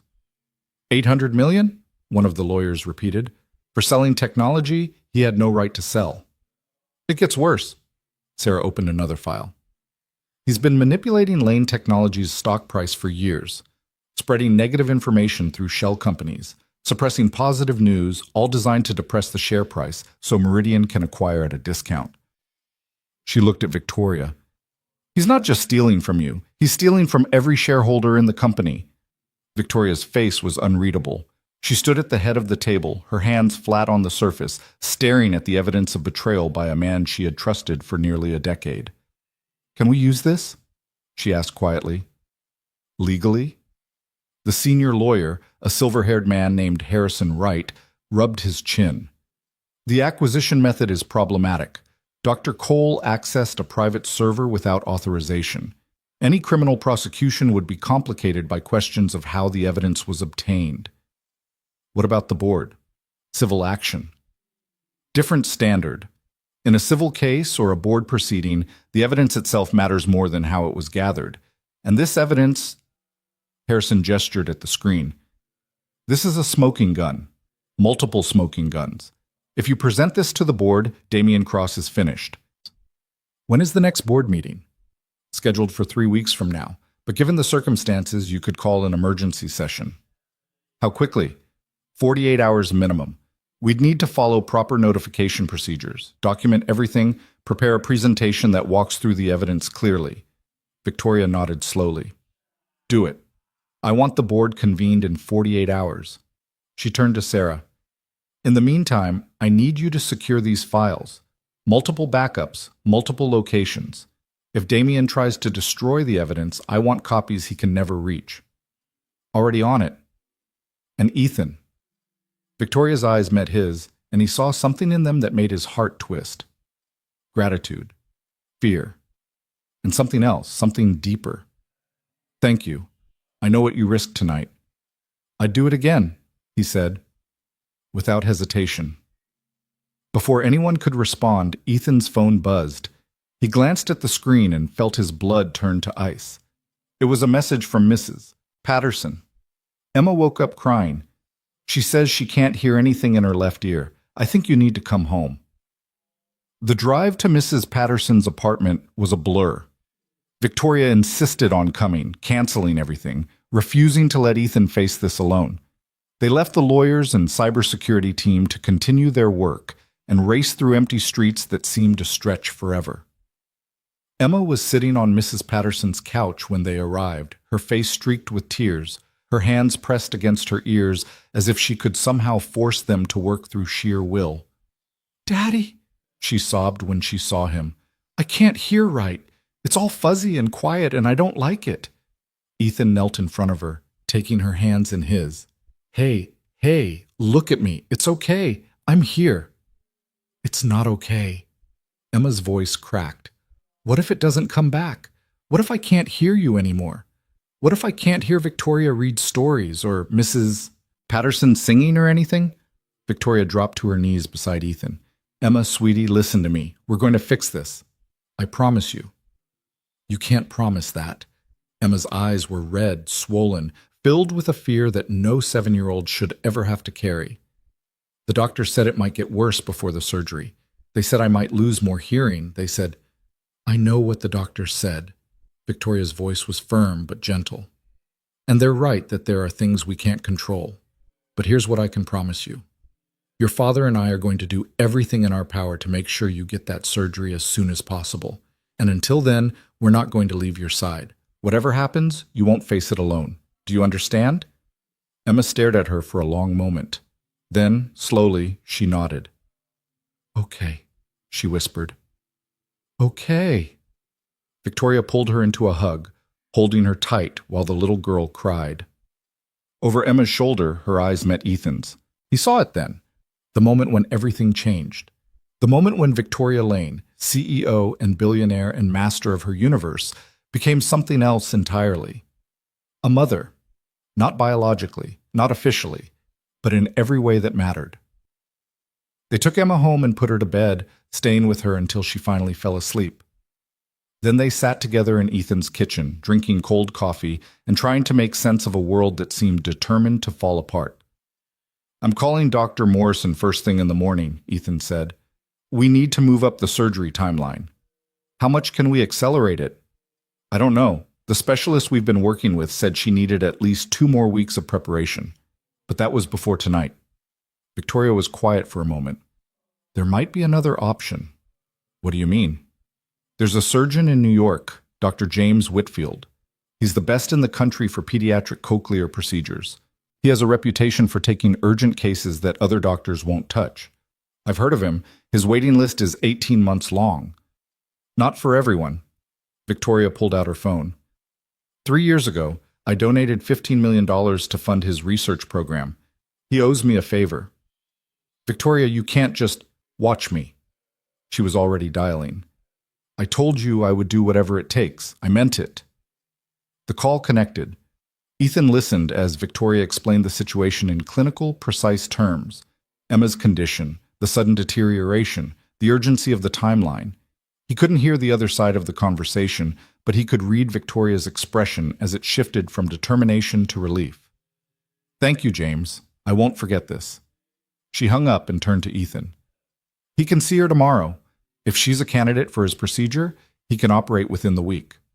Ethan stared at her. "Tomorrow? That's impossible." "Apparently not." Victoria's smile was tired but triumphant. "I told you, whatever it takes." He didn't know what to say, didn't know how to express the gratitude and relief and love that was threatening to overwhelm him. So instead, he crossed the kitchen, took her face in his hands, and kissed her. It wasn't planned, wasn't calculated. It was simply the inevitable result of two people who had been circling each other for weeks, drawn together by circumstance and held together by something much stronger. When they finally broke apart, Victoria was trembling. "Ethan," she whispered, "I don't know how to do this. I don't know how to be this." "Neither do I. We'll figure it out together." "What if I mess it up? What if I hurt you or Emma or—" "Then we'll deal with it. Together." He rested his forehead against hers. "I spent 3 years being alone because I thought it was safer. I was wrong. The safest I've ever felt is right here, with you." Victoria closed her eyes. A single tear slid down her cheek. "I think I love you," she said. "I'm not sure because I've never really loved anyone before, but I think this is what it feels like." "It is," Ethan said, "and I love you too. Both of you, you and Emma. My family." "Family," Victoria repeated, as if tasting the word. "I've never had one of those." "You do now." They held each other in the dim light of the kitchen, two broken people finding wholeness in each other's arms, while somewhere in the city, Damian Cross was preparing his counterattack. But for this moment, just this one precious moment, the war could wait. Morning came too quickly. The trip to New York was a whirlwind of private cars and first-class flights and medical facilities that looked more like luxury hotels than hospitals. Dr. James Whitfield was everything his reputation suggested: brilliant, decisive, and surprisingly warm with children who were clearly terrified. He spent 2 hours examining Emma, running tests, reviewing her medical history. When he finally emerged from the examination room, his expression was cautiously optimistic. "She's a good candidate," he told Ethan and Victoria. "The deterioration is significant, but we're not past the point of no return. If we operate within the next 5 days, I'm confident we can preserve and potentially restore full hearing in both ears." 5 days, Ethan repeated. That's wonderful. There's a complication. Dr. Whitfield hesitated. The specific procedure Emma needs requires a specialized surgical suite that's currently booked. I can bump other patients, my discretion, my call, but I need to be honest with you. There are people who won't be happy about this. People with connections. What kind of people? A board member at this hospital has a grandchild scheduled for a similar procedure next week. If I move Emma ahead of that child, there will be political consequences. Victoria's expression hardened. Who is the board member? Victoria, I don't want to drag you into hospital politics. Who? Dr. Whitfield sighed. His name is Marcus Webb. He's also a major investor in Meridian Health. The name hit Victoria like a physical blow. Meridian. Damian's partners in the hostile takeover. The coincidence was too perfect to be coincidence at all. He knows we're here, she said quietly. Damian knows. What? Dr. Whitfield looked confused. I'm sorry, I don't understand. It's complicated. Hospital politics are the least of our concerns. Victoria pulled out her phone. James, I need you to do something for me. Schedule Emma's surgery for as early as possible. Not because of favors owed, but because it's the right thing to do. A child's hearing is at stake. That should matter more than any board member's grandchild. I agree, but Webb has significant influence. Let me worry about Webb. You focus on saving my daughter's hearing. Oh, she said it without thinking, my daughter, and then froze, realizing what had slipped out. Ethan was staring at her. Dr. Whitfield was staring at her. Even Emma, who had emerged from the examination room with a nurse, was staring at her. I mean, Victoria started. It's okay, Emma said softly. She walked over and took Victoria's hand. You can call me that, if you want. I don't mind. Victoria's eyes glistened. You don't? No, I like having two parents. Emma squeezed her hand. Even if one of them is kind of scary sometimes. I'm not scary. You made that mean doctor at the front desk cry. He was being rude about the paperwork. He definitely cried. Despite everything, the fear, the uncertainty, the shadow of Damian Cross looming over them, Ethan laughed. It was a genuine laugh, full and real, and it broke the tension like sunlight through clouds. She has you there, he said. Victoria tried to look offended and failed completely. Fine, maybe I'm a little scary, but only to people who deserve it. I'll remember that, Dr. Whitfield said dryly.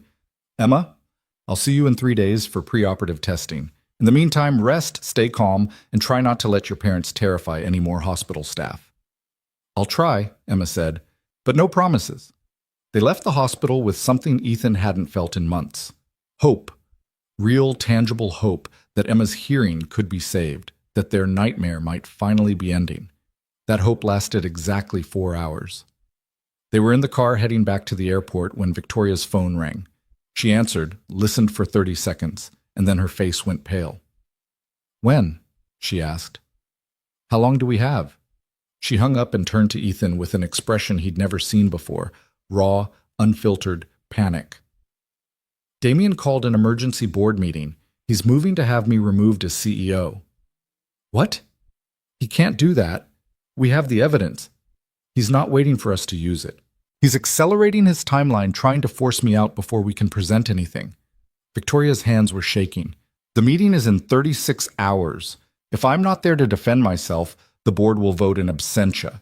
And according to my source, he has enough votes to win. Then we go back. We present the evidence early. It's not ready. Sarah needs at least another day to compile everything into a coherent presentation. The lawyers need time to review to make sure we don't expose ourselves to countercharges. Victoria's voice was rising, edged with hysteria. He's outmaneuvered us. Again, every time I think we're 1 step ahead, he's already 3 steps beyond. Victoria, listen to me. Ethan took her hands, forcing her to focus. We are not going to let him win, not after everything we've been through. How? How do we stop someone who's always 1 move ahead? By changing the game. He's expecting you to fight on his terms, in his arena, by his rules. So we don't do that. Ethan's mind was racing, falling back on the crisis training he'd received years ago.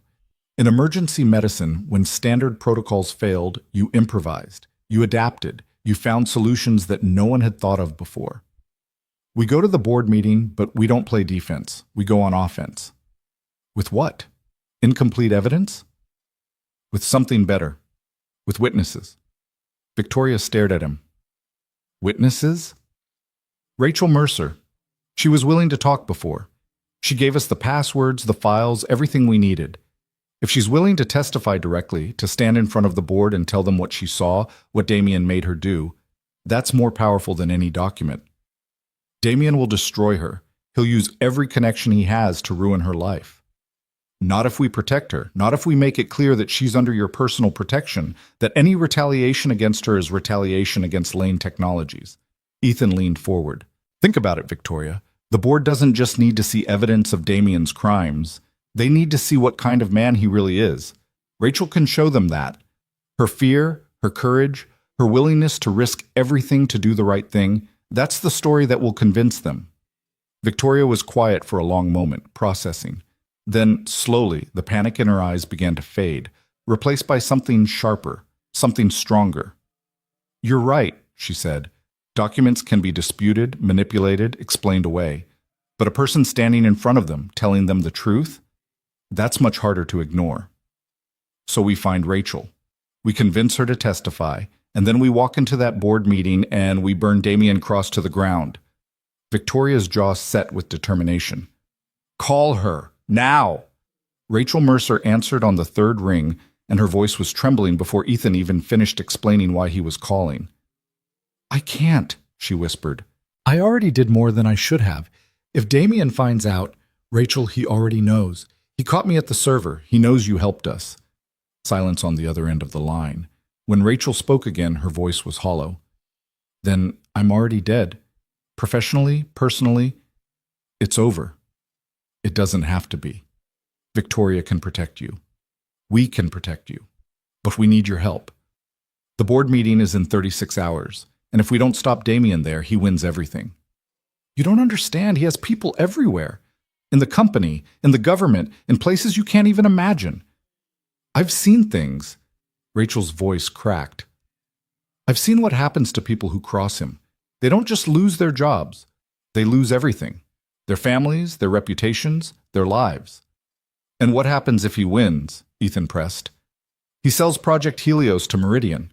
Technology that could save millions of lives gets buried or monetized beyond reach. Everything Victoria has built gets destroyed. Is that what you want? Of course not. But I have a daughter too, Ethan. She's 12. Her name is Lily. If something happens to me, nothing is going to happen to you, I promise. You can't promise that. No one can. Ethan closed his eyes. He thought about Emma, about the fear in her eyes when she'd woken up unable to hear, about the lengths he would go to protect her. You're right, he said quietly. I can't promise that nothing will happen. What I can promise is that we will fight for you, the same way we're fighting for ourselves. Victoria isn't the kind of person who abandons people who help her. If you do this, you won't be alone. There was a long pause. Ethan could hear Rachel breathing on the other end of the line, could almost feel her wrestling with the impossible choice. My daughter, she said finally. If I do this, I need to know she's safe, completely safe. Somewhere Damien can't reach her. Done. Victoria has resources, security, safe houses, whatever you need. And my job. After all this is over, I'll need work. You'll have it. Victoria will make sure of that. Another long pause, then quietly, okay, I'll do it. Ethan let out a breath he didn't realize he'd been holding. Thank you, Rachel. You're saving more than just a company. I hope so, because if this goes wrong, we're all going to burn. The next 36 hours were controlled chaos. Victoria's team worked around the clock, preparing for the board meeting. Sarah Chen compiled the digital evidence into a presentation that walked through Damien's crimes step by step. The lawyers drafted legal filings that would be submitted simultaneously to federal regulators. Security personnel escorted Rachel and her daughter to a safe location where Damien's reach couldn't follow. And through it all, Ethan stayed by Victoria's side. He brought her coffee when she forgot to eat. He reminded her to sleep when her eyes started to blur. He stood beside her during strategy sessions, offering the perspective of an outsider who could see things that people too close to the situation might miss. He also called Dr. Whitfield's office 3 times a day to check on Emma's surgery schedule. Each time, the answer was the same. The procedure was still on track, despite pressure from Marcus Webb and his Meridian connections. Dr. Whitfield, it seemed, was not the kind of man who compromised when a child's health was at stake. The night before the board meeting, Victoria and Ethan sat together in her penthouse, going over the presentation one final time. It was nearly 3 in the morning, and they were both running on fumes. What if it's not enough? Victoria asked quietly. What if they see all this evidence, hear Rachel's testimony, and still vote to remove me? They won't. You don't know that. Half the board has been cultivated by Damien for years. They trust him. They believe his version of reality. Then we show them a different version. Ethan set down the tablet he'd been reviewing. Victoria, you've spent 15 years building this company. You've created something that genuinely helps people, that makes the world better. That's not nothing. That matters. Does it? Sometimes I wonder if any of it matters. If I've just been fooling myself all along. Ethan moved closer, taking her hands in his. Listen to me. 3 months ago, I was a broken man. I'd lost everything. My career, my marriage, my sense of who I was. The only thing keeping me going was Emma, and even that felt like it was slipping away. And now? Now I have hope. Real hope. For Emma, for myself, for whatever this is between us. He squeezed her hands. You gave me that. Not just the job or the money for Emma's surgery. You gave me something to believe in again. That's what you do, Victoria. You give people hope. And tomorrow, you're going to walk into that boardroom and remind everyone why they believed in you in the first place. Victoria's eyes glistened. What if I can't? What if I walk in there and freeze or stumble or you won't, because I'll be there, standing right beside you. They won't let you into the boardroom. You're not a board member. Then I'll wait outside. I'll be the first face you see when you walk out victorious. He lifted her hand and pressed a kiss to her knuckles. You're not alone anymore, Victoria. Whatever happens tomorrow, you're not alone. She looked at him for a long moment. Then she leaned forward and kissed him, softly, gently, like a promise. Stay with me tonight, she whispered. I don't want to be alone. Always, he said, for as long as you'll have me. They held each other as the city lights glittered outside the window, drawing strength from each other's presence. Tomorrow would bring the fight of their lives. But tonight, they had this. And for now, it was enough. The boardroom of Lane Technologies occupied the entire 50th floor of the building. It was designed to intimidate, floor-to-ceiling windows with panoramic views, a table that could seat 30, artwork worth more than most people's homes. Everything about it screamed power, influence, consequence. Victoria arrived at precisely 9 a.m., flanked by Margaret and Harrison Wright. She wore her armor, a perfectly tailored charcoal suit, her hair pulled back in a severe bun, her expression carved from ice. If she felt any of the fear she'd confessed the night before, she gave no sign. Ethan waited in the anteroom, close enough to hear but not permitted to enter. Rachel sat beside him, pale and trembling, clutching a folder of documents to her chest like a shield. "You can do this," Ethan told her quietly. "Just tell the truth. That's all you have to do." "The truth?" Rachel laughed bitterly. "Do you know how long it's been since the truth mattered in that room? It matters today, I promise you that." Through the heavy doors, they could hear the meeting being called to order. The chairman's voice, a man named Theodore Banks who had been on the board since the company's founding, cut through the murmurs. "We are convened for an emergency session requested by Chief Financial Officer Damian Cross. Mr. Cross, you have the floor." Damian's voice was smooth, confident, utterly in control. "Thank you, Mr. Chairman. I appreciate the board's willingness to convene on short notice. What I have to share today could not wait." There was a pause, presumably as Damian arranged his materials or connected to a presentation system. "For the past several months, I have been quietly documenting a pattern of behavior that I believe constitutes gross mismanagement of this company by our CEO, Victoria Lane. Erratic decision-making, inappropriate personal relationships that compromise corporate security, and most troublingly, evidence that she has been pursuing a secret agenda that puts her personal interests above those of our shareholders. This is absurd." Victoria's voice, cold and sharp. "Damian, what exactly are you accusing me of?" "I'm accusing you of nothing, Victoria. I'm simply presenting facts and allowing the board to draw their own conclusions." Another pause. "For example, the board may not be aware that you have recently hired a personal driver with a highly questionable background, a disgraced doctor who lost his license after a patient death, a man who has been seen leaving your apartment at all hours of the night." Murmurs from the board. Ethan felt his jaw clench. "Furthermore," Damian continued, "this same individual was caught just 3 nights ago breaking into a secure data facility. A facility that, I should add, has no connection to Lane Technologies' operations. One wonders what he was looking for, and what he was looking for on your behalf." "The board has no interest in my personal life," Victoria said, "and Dr. Cole's background has been thoroughly vetted." "Has it? By whom? Your personal lawyers? Your pet security team?"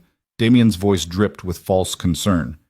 "Victoria, I'm not trying to embarrass you. I'm trying to protect this company, a company that you have increasingly treated as your personal fiefdom rather than a publicly traded corporation with obligations to its shareholders. This is ridiculous. Is it? Then perhaps you can explain why Project Helios, our most valuable intellectual property, remains years behind schedule and massively over budget. Why key employees have left in droves over the past 18 months. Why our stock price has declined 23% since you rejected the very partnerships I've been cultivating." "Partnerships?" Victoria's laugh was harsh. "You mean the secret negotiations with Meridian Health? The ones where you personally stand to receive $800 million if this company is sold?" Silence. Complete, ringing silence. "I don't know what you're talking about," Damian said, but there was a slight crack in his composure. "Don't you? Then perhaps you can explain this." Ethan heard the sound of a tablet being passed around the table. He could imagine the board members' faces as they saw the evidence, the emails, the financial records, the proof of Damian's betrayal. "This is fabricated," Damian said quickly. "These documents are forgeries planted by Victoria to discredit me. These documents were extracted from your private server 3 nights ago. The same server you just mentioned, the one with no connection to Lane Technologies. Funny how you knew about that break-in, considering the facility isn't supposed to exist." More murmurs, louder now. The tide was beginning to turn. "I'd like to call a witness," Victoria continued. "Someone who can speak to the authenticity of these documents. Someone who has worked closely with Mr. Cross for 3 years and can testify to his activities." The door to the anteroom opened. Margaret appeared, gesturing to Rachel. "That's your cue," Ethan said quietly. Rachel took a deep breath. Her hands were still shaking, but there was steel in her eyes. "Tell them the truth," Ethan said. "That's all you have to do." Rachel nodded once, then walked through the door into the boardroom. The next 20 minutes were some of the longest of Ethan's life. He could hear Rachel's voice, quiet at first, but growing stronger as she described what she had witnessed.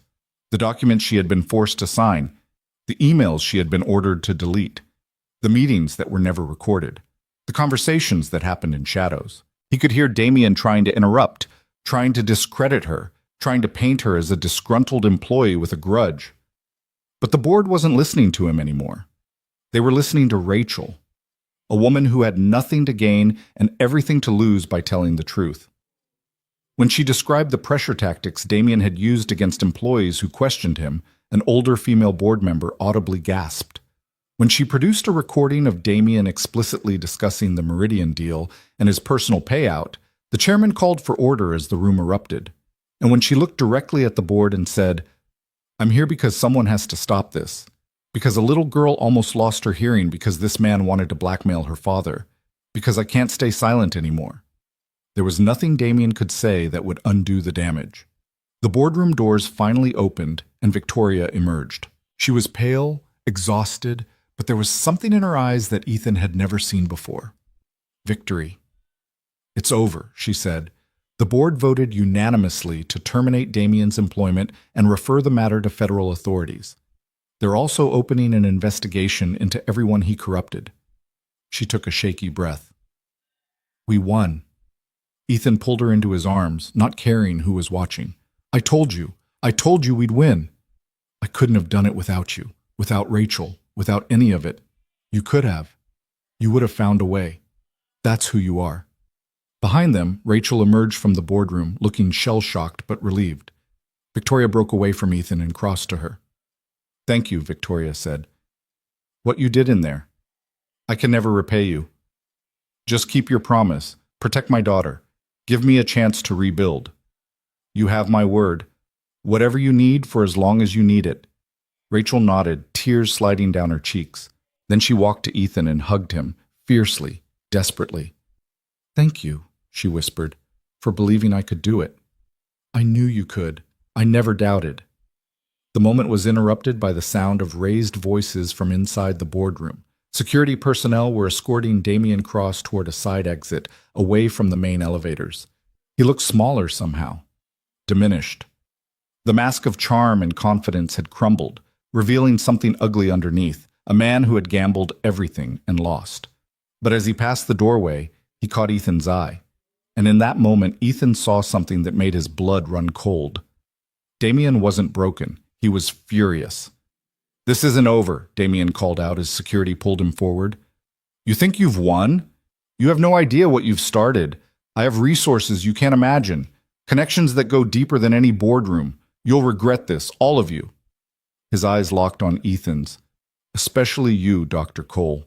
You and your precious daughter. Enjoy your victory while it lasts." Then he was gone, disappeared into an elevator with security guards flanking him like prison escorts. The threat hung in the air like poison. Victoria turned to Ethan, her face pale. "He's not going to stop. Even without the company, he'll try to hurt us." "I know. What do we do?" Ethan looked at the closed elevator doors at the space where Damien had stood. He thought about Emma, about the surgery scheduled for tomorrow, about the life they were trying to build. "We don't let fear win," he said. "We protect our family, we stay vigilant, and we remember that he's the one who lost today, not us. And if he comes after us?" Ethan met her eyes. "Then we face it together. Whatever comes. That's what family does." Victoria took his hand, squeezing tight. "Together," she repeated. Behind them, the sun was streaming through the boardroom windows, casting long shadows across the floor. It should have felt like a new beginning, but Ethan couldn't shake the feeling that the darkest hours were still ahead. The phone call came 6 hours later. They were at Victoria's penthouse, finally allowing themselves to rest after the battle of the boardroom. Emma was there too, brought over by Mrs. Patterson so they could be together as a family. She was curled up on the couch, drawing pictures while Victoria and Ethan sat nearby, too exhausted to do anything but exist. When Ethan's phone rang, he almost didn't answer. But something, instinct perhaps, or the paranoia that came from weeks of living under threat, made him pick it up. The voice on the other end was one he didn't recognize. "Dr. Cole? This is Boston General Hospital. I'm calling about your daughter's surgical procedure scheduled for tomorrow." Ethan's heart stopped. "Yes?" "I'm sorry to inform you that the procedure has been canceled." "What?" "No, that's impossible. We confirmed everything with Dr. Whitfield's office just yesterday." "I understand, sir. However, Dr. Whitfield has been temporarily suspended pending an investigation into his hospital privileges. All of his scheduled procedures have been canceled indefinitely." The room started to spin. Ethan gripped the arm of the couch, trying to stay upright. "An investigation? What kind of investigation?" "I'm not at liberty to discuss the details, sir. I can only tell you that the suspension came at the request of a major hospital donor. I'm sorry. There's nothing we can do." The call ended. Ethan sat frozen, the phone still pressed to his ear as the full weight of what had happened crashed down on him. Damien. Even in defeat, Damien had found a way to strike back. Marcus Webb, the board member with Meridian connections, he had pulled strings, fabricated accusations, gotten Dr. Whitfield suspended, all to hurt Emma, all to punish Ethan and Victoria for daring to fight back. "Ethan?" Victoria was at his side, her face pale with concern. "What is it? What happened?" He couldn't speak, could barely breathe. Emma looked up from her drawing, sensing that something was wrong. "Daddy? Are you okay?"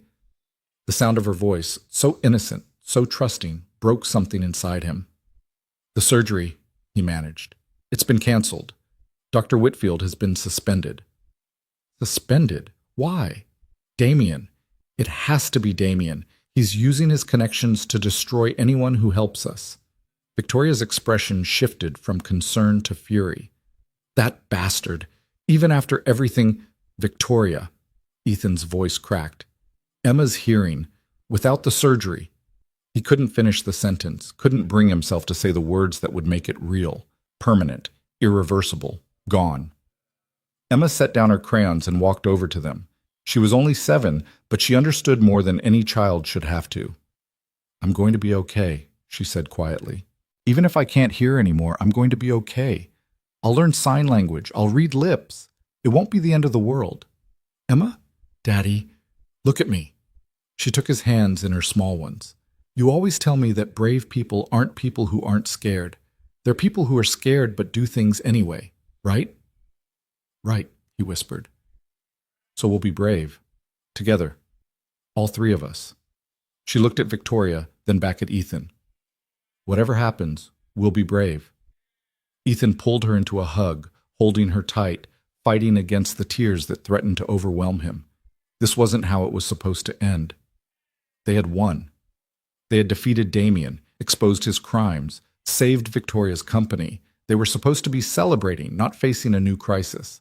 But life, he had learned long ago, didn't follow scripts. Victoria knelt down beside them, wrapping her arms around both of them. "We're not giving up," she said fiercely. "There are other surgeons, other hospitals, other ways to fight. Damien may have won this battle, but he hasn't won the war." "How?" Ethan asked. "He's shown that he can reach anyone, that there's nowhere we can go that he can't follow." "Then we stop running." Victoria's eyes were blazing. "We stop playing defense. We take the fight to him." "What do you mean?"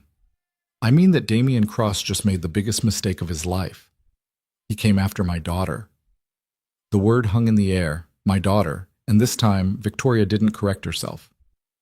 "And I am going to destroy him for it, completely, permanently, in a way that he will never recover from." "Victoria, I have resources he doesn't know about, connections in places he's never thought to look. And I have something else, something more powerful than any amount of money or influence."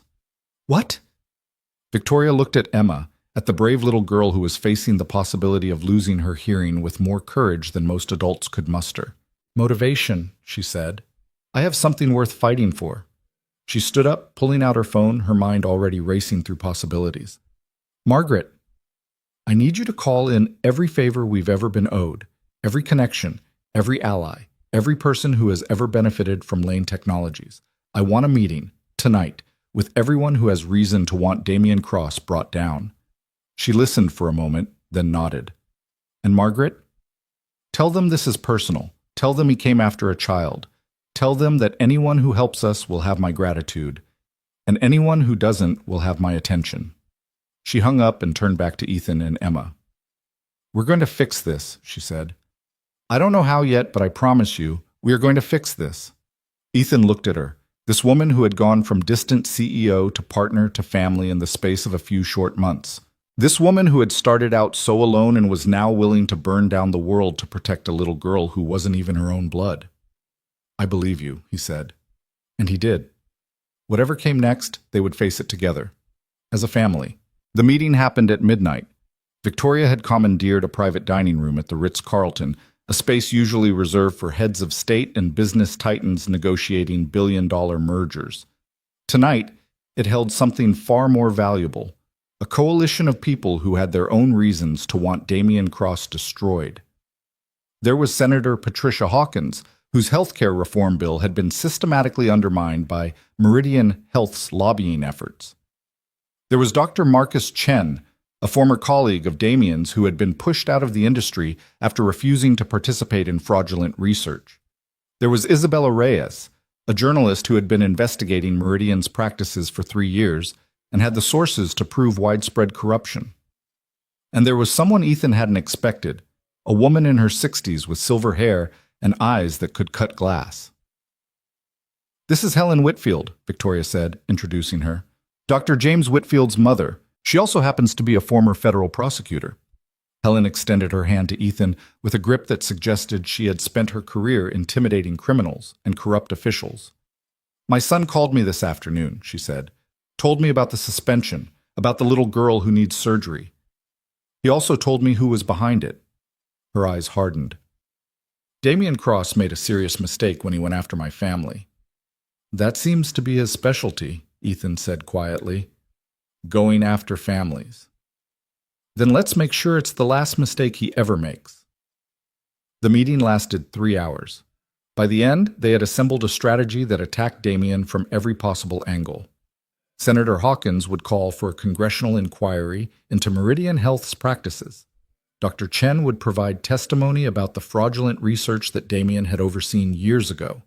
Isabella Reyes would publish an exposé that connected Damien to a web of corruption spanning multiple industries. And Helen Whitfield would file criminal charges. I still have friends at the Justice Department, she said. Friends who have been looking for an excuse to go after Meridian for years. The evidence you've gathered, the financial fraud, the stock manipulation, the interference with a child's medical care, that's enough for a federal case. Not just against Damien, but against everyone who helped him. How long will it take? Victoria asked. The investigation will move quickly once it starts, but we're talking weeks, possibly months, before any arrests are made. We don't have months. Emma's hearing is deteriorating every day. Helen leaned forward. That's the other thing I wanted to discuss. My son's suspension was based on a complaint filed by Marcus Webb. I've already spoken to the hospital board. The complaint has no merit. It's pure retaliation. By tomorrow morning, James will have his privileges restored. Ethan felt his heart stop. Tomorrow morning? He's already preparing. The surgery will proceed as scheduled, just 12 hours later than originally planned. Helen's stern expression softened slightly. Your daughter is going to be fine, Dr. Cole. I promise you that. Ethan couldn't speak. The relief was so overwhelming that he felt his knees buckle. Victoria was at his side instantly, her hand on his arm, steadying him. Thank you, he managed. I don't know how to thank you. Thank me by making sure Damien Cross pays for what he's done. To your daughter, to my son, to everyone he's hurt over the years. Victoria nodded grimly. Count on it. The next morning dawned cold and gray. Ethan and Victoria brought Emma to the hospital at 6 a.m., 3 hours before the rescheduled surgery.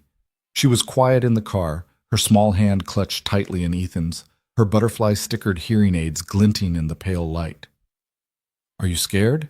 he asked her gently. "A little."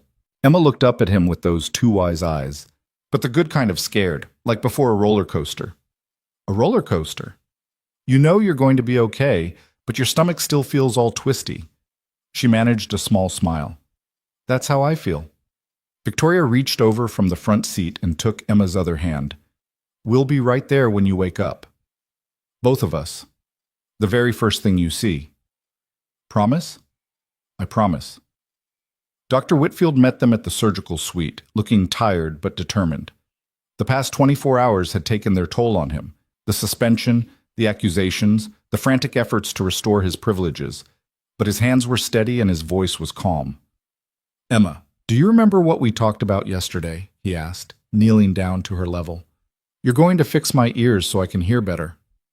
"That's right, and when you wake up, everything is going to sound different for a while. Maybe louder, maybe quieter.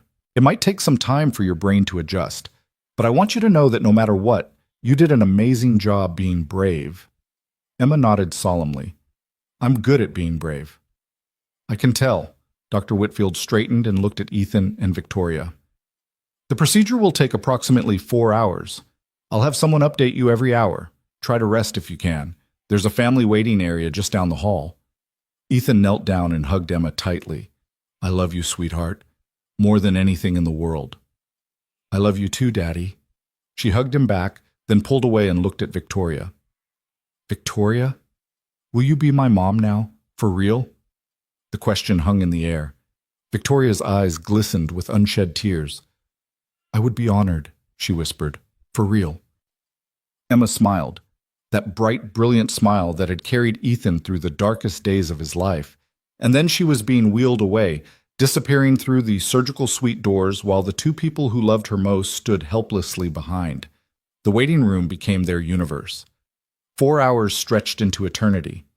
Ethan paced. Victoria made calls, coordinating the various attacks on Damien, ensuring that the coalition they had assembled was moving forward. Margaret brought coffee that neither of them touched. The hourly updates from the surgical team were encouraging but vague. Procedure progressing normally. No complications so far. Dr. Whitfield is pleased with the progress. By the 3rd hour, Ethan couldn't pace anymore. He sat down next to Victoria, took her hand, and simply held on. "I've been thinking," Victoria said quietly, "about what happens after this, after Emma's surgery, after Damien is dealt with. And I want to change things, not just at the company, in my life. I've spent so long building walls, keeping people out, convincing myself that I was better off alone." She looked at him. "I don't want to be alone anymore." "You're not alone." "I know, that's what I'm trying to say." She took a deep breath. "After everything settles down, I want us to be a real family, not just in practice, officially. I want to adopt Emma, if you'll let me." Ethan stared at her. "Victoria, I know it's sudden. I know we've only been together for a few months, but I've never been more sure of anything in my life. Emma is my daughter. You're the man I love, and I want the world to know it." Before Ethan could respond, the surgical suite doors opened. Dr. Whitfield emerged, still in his scrubs, pulling off his surgical cap. His face was unreadable. Ethan's heart stopped. He couldn't move, couldn't breathe, couldn't think. The world narrowed to a single point. The expression on Dr. Whitfield's face, the words that would determine everything. And then Dr. Whitfield smiled. "The surgery was a complete success. Emma's hearing has been fully restored in both ears.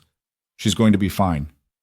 The words hit Ethan like a wave, washing away weeks of fear and tension and desperate hope. His knees gave out, and he would have fallen if Victoria hadn't caught him. "She's okay?" he managed. "She can hear?" Better than before, actually. The procedure corrected not just the current damage, but some underlying issues we discovered during the operation. With proper follow-up care, she should have normal hearing for the rest of her life. Victoria was crying. Ethan had never seen her cry before. Not really cry, with tears streaming down her face and her shoulders shaking, but she was crying now, and somehow it was the most beautiful thing he had ever seen. "Can we see her?" she asked. "She's in recovery. It'll be about an hour before she's fully awake." "But yes, you can see her." They followed Dr. Whitfield down the hallway to the recovery room. Emma was lying in a hospital bed, looking impossibly small, with bandages around her ears and monitors beeping softly beside her. But her color was good, and her breathing was steady, and when Ethan took her hand, he felt her fingers curl around his. "She's dreaming," Dr. Whitfield said quietly. "Let her rest. When she wakes up, she's going to want to see you." He left them alone with their daughter. Ethan and Victoria sat on either side of the bed, holding Emma's hands, watching her chest rise and fall with each peaceful breath. The sunlight had shifted while they waited, and now golden afternoon light streamed through the window, casting warm shadows across the room. "We did it," Victoria whispered. "We actually did it." "We did." Ethan looked at her across the bed, this woman who had transformed from a distant CEO to the love of his life in the space of a few short months. "And yes." "Yes?" "To your question about adopting Emma, about being a real family." He smiled through his tears. "Yes, 1,000 times, yes." Victoria's answering smile was like the sun coming out after a storm. They sat there together, watching over their daughter as the afternoon light faded into evening. Somewhere in the city, Damian Cross was facing the consequences of his actions. Federal investigators were already moving, journalists were preparing their stories, and a coalition of his victims was closing in from every direction. But in this room, none of that mattered. In this room, there was only a little girl with butterfly stickers on her hearing aids, sleeping peacefully while the two people who loved her most held her hands and waited for her to wake up. The moment came just after 7 p.m. Emma's eyes fluttered open. She looked around the room, confused at first, then focused on Ethan's face. "Daddy?" Her voice was hoarse from the anesthesia, but it was the most beautiful sound Ethan had ever heard. "I'm here, sweetheart. I'm right here. My ears feel weird." "That's normal. The doctor said it would take a little while to adjust." Emma blinked, processing this information. Then her eyes widened. "Daddy, I can hear you, really hear you." Tears started sliding down her cheeks. "You're not fuzzy anymore."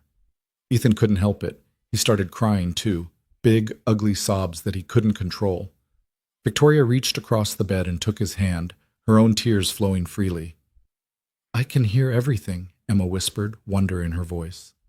"The beeping machines, the people in the hallway, you're crying." She giggled weakly. "You cry really loud, Daddy." "I know," he managed. "I'm sorry." "Don't be sorry. They're happy tears." Emma looked at Victoria. "You're crying too. Does this mean we're a family now?" Victoria laughed through her tears. "Yes, sweetheart. We're a family now." "Forever?" "Forever." Emma smiled, that brilliant, world-changing smile, and closed her eyes. "Good," she murmured. "I'm going to sleep now. Wake me up when it's time to go home." Within seconds, she was asleep again, but this time it was the peaceful sleep of a child who knew she was loved, a child who knew she was safe, a child who had a family. Ethan looked at Victoria across the bed, and something passed between them, an understanding that went beyond words. They had been through fire together. They had faced down a monster, protected the people they loved, and come out the other side stronger than before. Whatever came next, they would face it together, as a family, forever. The days following Emma's surgery passed in a blur of recovery and renewal. She spent a week in the hospital, adjusting to her restored hearing with the wonder of a child experiencing the world for the first time. Every sound was a miracle: the rustle of sheets, the footsteps of nurses in the hallway, the soft beeping of monitors that had once been nothing but fuzzy static. She would close her eyes and ask Ethan or Victoria to whisper from across the room, then break into delighted laughter when she could understand every word. "I can hear the birds," she announced one morning, sitting up in her hospital bed with her face turned toward the window. "Real birds, singing. I forgot what that sounded like." Ethan sat beside her, holding her hand, watching her rediscover the world. Victoria was on the other side, having barely left the hospital room in days. Her phone buzzed constantly with updates about the unfolding situation with Damian Cross, but she barely glanced at it. Nothing mattered more than being here, in this room, with her family. "What else can you hear?" Victoria asked. Emma tilted her head, concentrating. The lady down the hall is watching a cooking show. Someone's eating chips really loudly, and she paused, a mischievous smile spreading across her face. I can hear Daddy's stomach growling. I had breakfast, Ethan protested. 3 hours ago. You need to eat more, Daddy. Victoria, tell him he needs to eat more. Victoria laughed, a warm, genuine sound that Ethan had come to treasure. She's right, you know. I'll have Margaret bring something. I'm fine. Daddy. Emma fixed him with a stern look that was so reminiscent of Victoria that it startled him. You always tell me I need to take care of myself. That means you too. She has you there, Victoria said. Ethan raised his hands in surrender. All right, I'll eat, but only because you two are ganging up on me. That's what families do, Emma said matter-of-factly. Gang up on each other. With love. The words hung in the air, simple and profound. Families. That's what they were now. Not just in feeling, but in truth. Victoria reached across the bed and took Ethan's hand. Their eyes met over their daughter's head, and in that moment, no words were necessary. They were home. 2 weeks after Emma's discharge, the news broke. Ethan was making breakfast, pancakes, Emma's favorite, when Victoria's phone erupted with notifications. She had been sitting at the kitchen table reviewing documents for the company's restructuring, but now she stared at her screen with an expression Ethan couldn't quite read. What is it? He asked. Victoria didn't answer immediately. She set down the phone, stood up, and walked to the window. The morning light caught her face, and Ethan saw something there he had never seen before. Peace. They arrested him, she said quietly.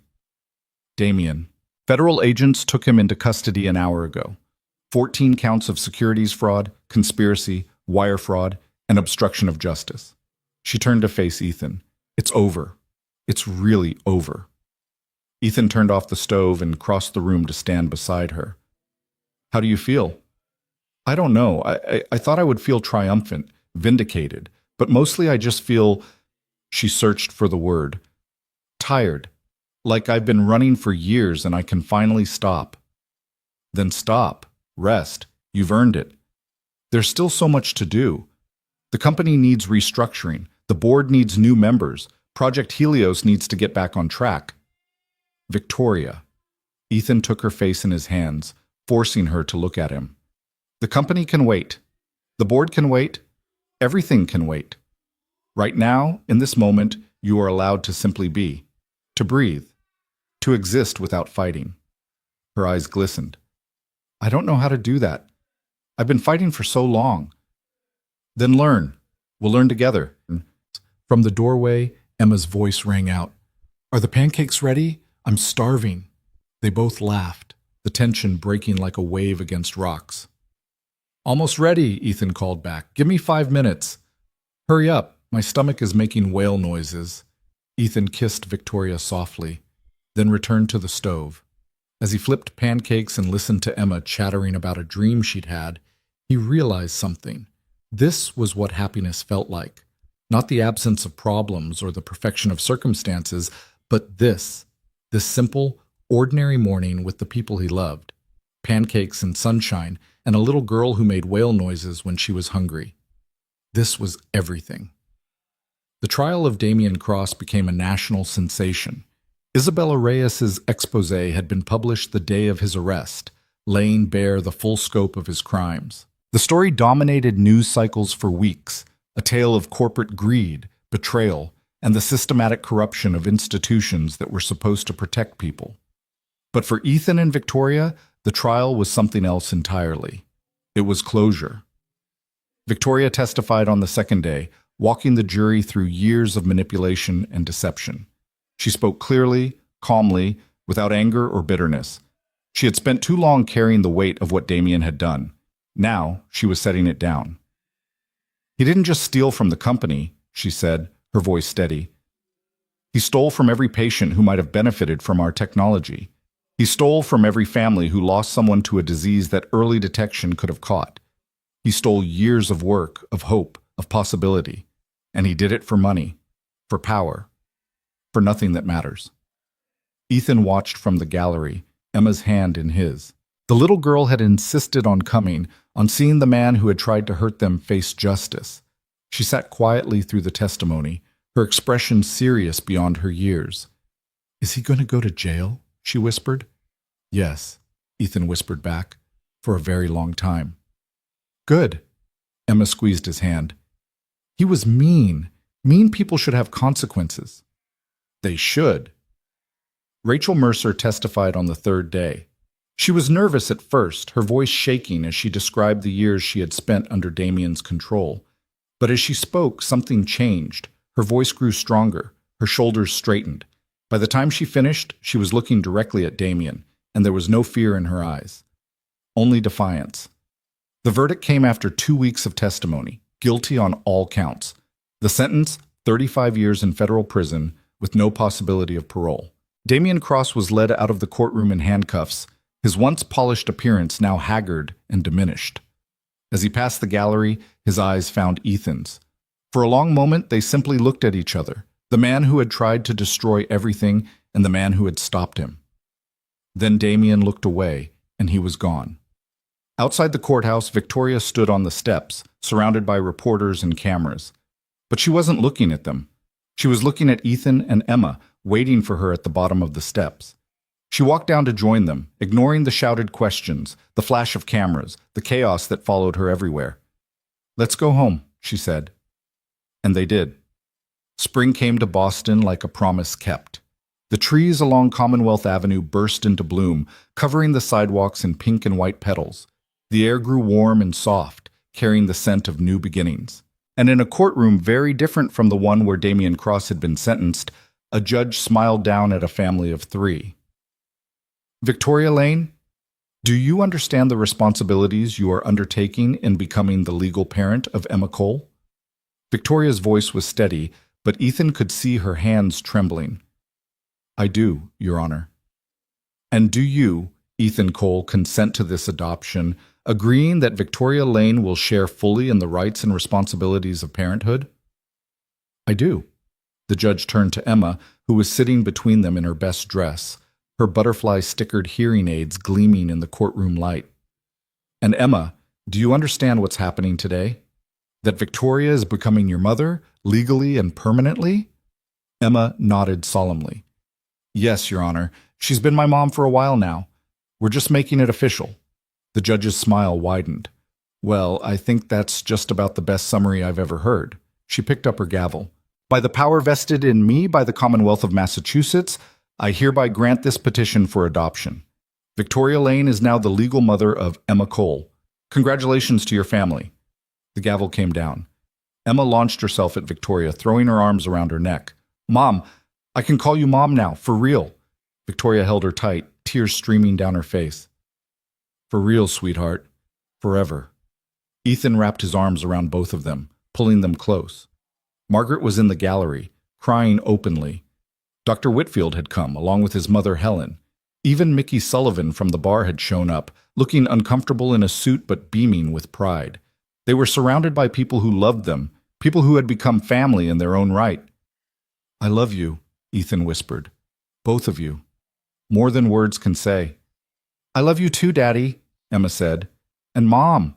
And this family. And pancakes." Victoria laughed through her tears. "Did you just put pancakes in the same category as us? They're really good pancakes." Outside the courthouse, spring sunshine washed over them. Ethan paused on the steps, looking out at the city that had been the backdrop for so much pain and so much healing. "What are you thinking?" Victoria asked. "I'm thinking about how much has changed.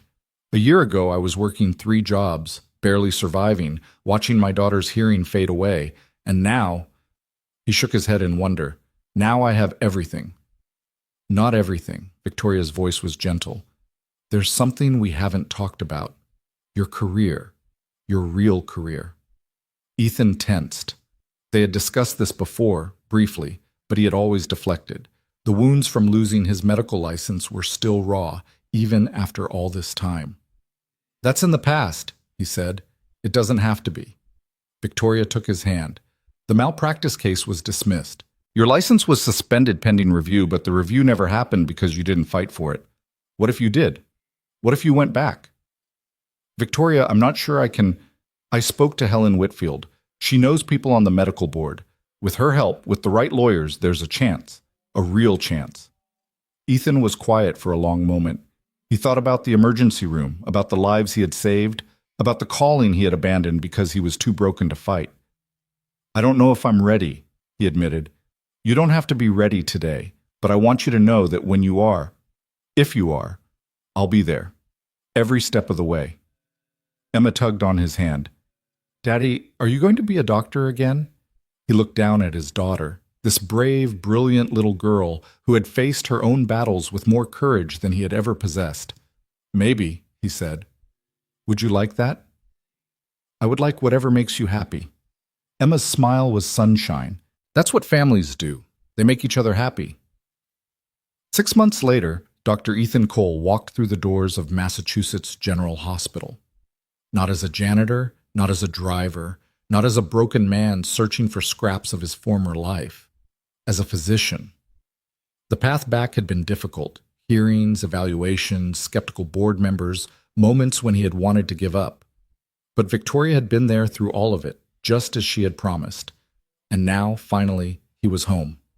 The emergency room was exactly as he remembered. The controlled chaos, the urgency, the constant dance between life and death. But something was different now. He was different. He was no longer the man who had everything to prove. He was a man who had already lost everything, rebuilt from the ashes, and emerged stronger than before. His first patient was a young mother with a sick child. As Ethan examined the little boy, noting symptoms, making assessments, he felt the old instincts returning. The steady hands, the clear thinking, the ability to see what others missed. Is he going to be okay? The mother asked, fear in her voice. He has a severe ear infection, Ethan said gently. We'll get him on antibiotics and keep him for observation, but yes, he's going to be okay. The relief on her face was everything. This was why he had become a doctor in the first place. Not for the prestige or the money, but for this, the ability to take someone's fear and transform it into hope. When his shift ended, Victoria was waiting in the lobby. She had Emma with her, holding a handmade card that read, "Congratulations, Dr. Daddy Sa," in colorful letters. How was it? Victoria asked. Perfect, Ethan said, and he meant it. Absolutely perfect. They walked out into the evening together, a family of 3. The city stretched around them, full of lights and sounds and possibilities.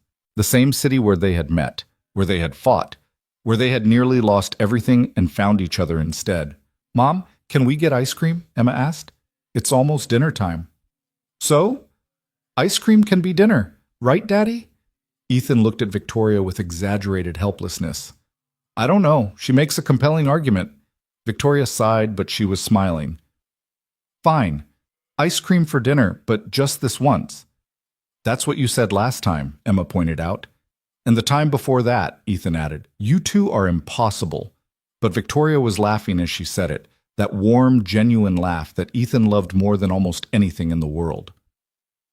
They found an ice cream shop on a corner and sat at a table by the window, watching the city go by. Emma got chocolate with rainbow sprinkles. Victoria got vanilla bean because of course she did. Ethan got mint chocolate chip, which Emma declared weird but acceptable. I've been thinking, Victoria said, stirring her ice cream thoughtfully. About what? About Project Helios. Now that the company is stable and Damien is dealt with, we're ready to move forward with full implementation. Hospitals across the country are interested. We could potentially help millions of people. That's incredible. It is. But I want to do something more. She looked at him. I want the first hospital to receive the full system to be pediatric focused. I want it to specialize in early detection for children, and I want it to be named after Emma. Ethan stared at her. Victoria. She's the reason I understood what this technology really means. Not as a business or a profit center, but as something that saves families, that keeps parents from having to watch their children suffer. Victoria's voice was thick with emotion. She taught me that. She deserves to have her name on it. Emma, who had been pretending not to listen while focusing intently on her ice cream, looked up with wide eyes. You want to name a hospital after me? Not a hospital exactly. A wing, a program. Something that will help other kids the way you were helped. Will there be butterflies? I want butterflies. Victoria laughed. There can be butterflies. Then, okay. Emma returned to her ice cream as if the matter were settled. But I want to help design it. I have ideas. I'm sure you do. Ethan reached across the table and took Victoria's hand. Have I told you lately that I love you? Not in the last hour.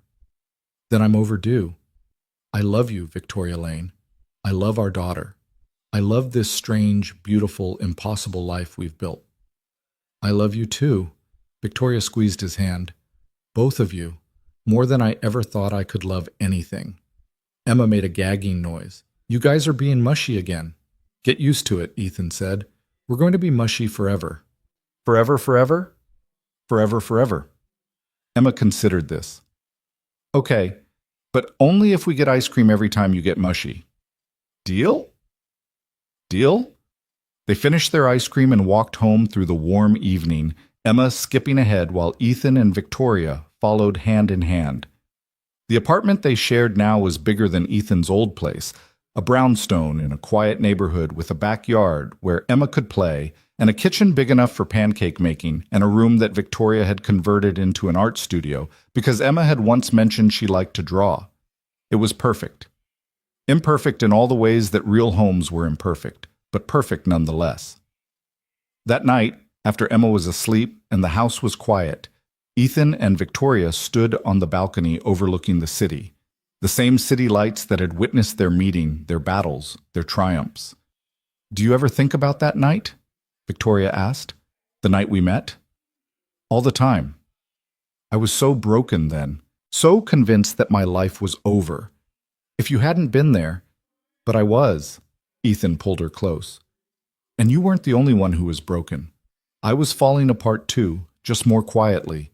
We saved each other, Victoria. That's what happened. We saved each other, she repeated softly. I like that. They stood there in the darkness, holding each other, watching the lights of the city that had shaped them. Somewhere out there, people were struggling, fighting, hoping. Somewhere, there was a single father working 3 jobs to save his daughter. Somewhere, there was a CEO sitting alone in a penthouse, wondering if anyone would ever see her as human. And maybe, somewhere, 2 of those people would find each other. Maybe they already had. I used to think strength meant doing everything alone, Victoria said, that needing someone made you weak, that love was a vulnerability I couldn't afford. And now? Now I know that love is the only thing that makes strength worth having. What's the point of fighting if you don't have something to fight for? Ethan kissed her forehead. We have everything to fight for now. We do. Victoria smiled against his chest. A daughter who thinks ice cream is a dinner food. A company that might actually change the world. A future that looks nothing like what I expected and everything like what I needed. And each other. And each other. Always. The city glittered below them, full of stories waiting to be told, but theirs was the only one that mattered tonight. A struggling single father who noticed what everyone else missed, a brilliant CEO who had forgotten how to be human, and a brave little girl with butterfly stickers on her hearing aids who had taught them both what it meant to be a family. They had found each other in the darkness, and they would spend the rest of their lives walking together in the light.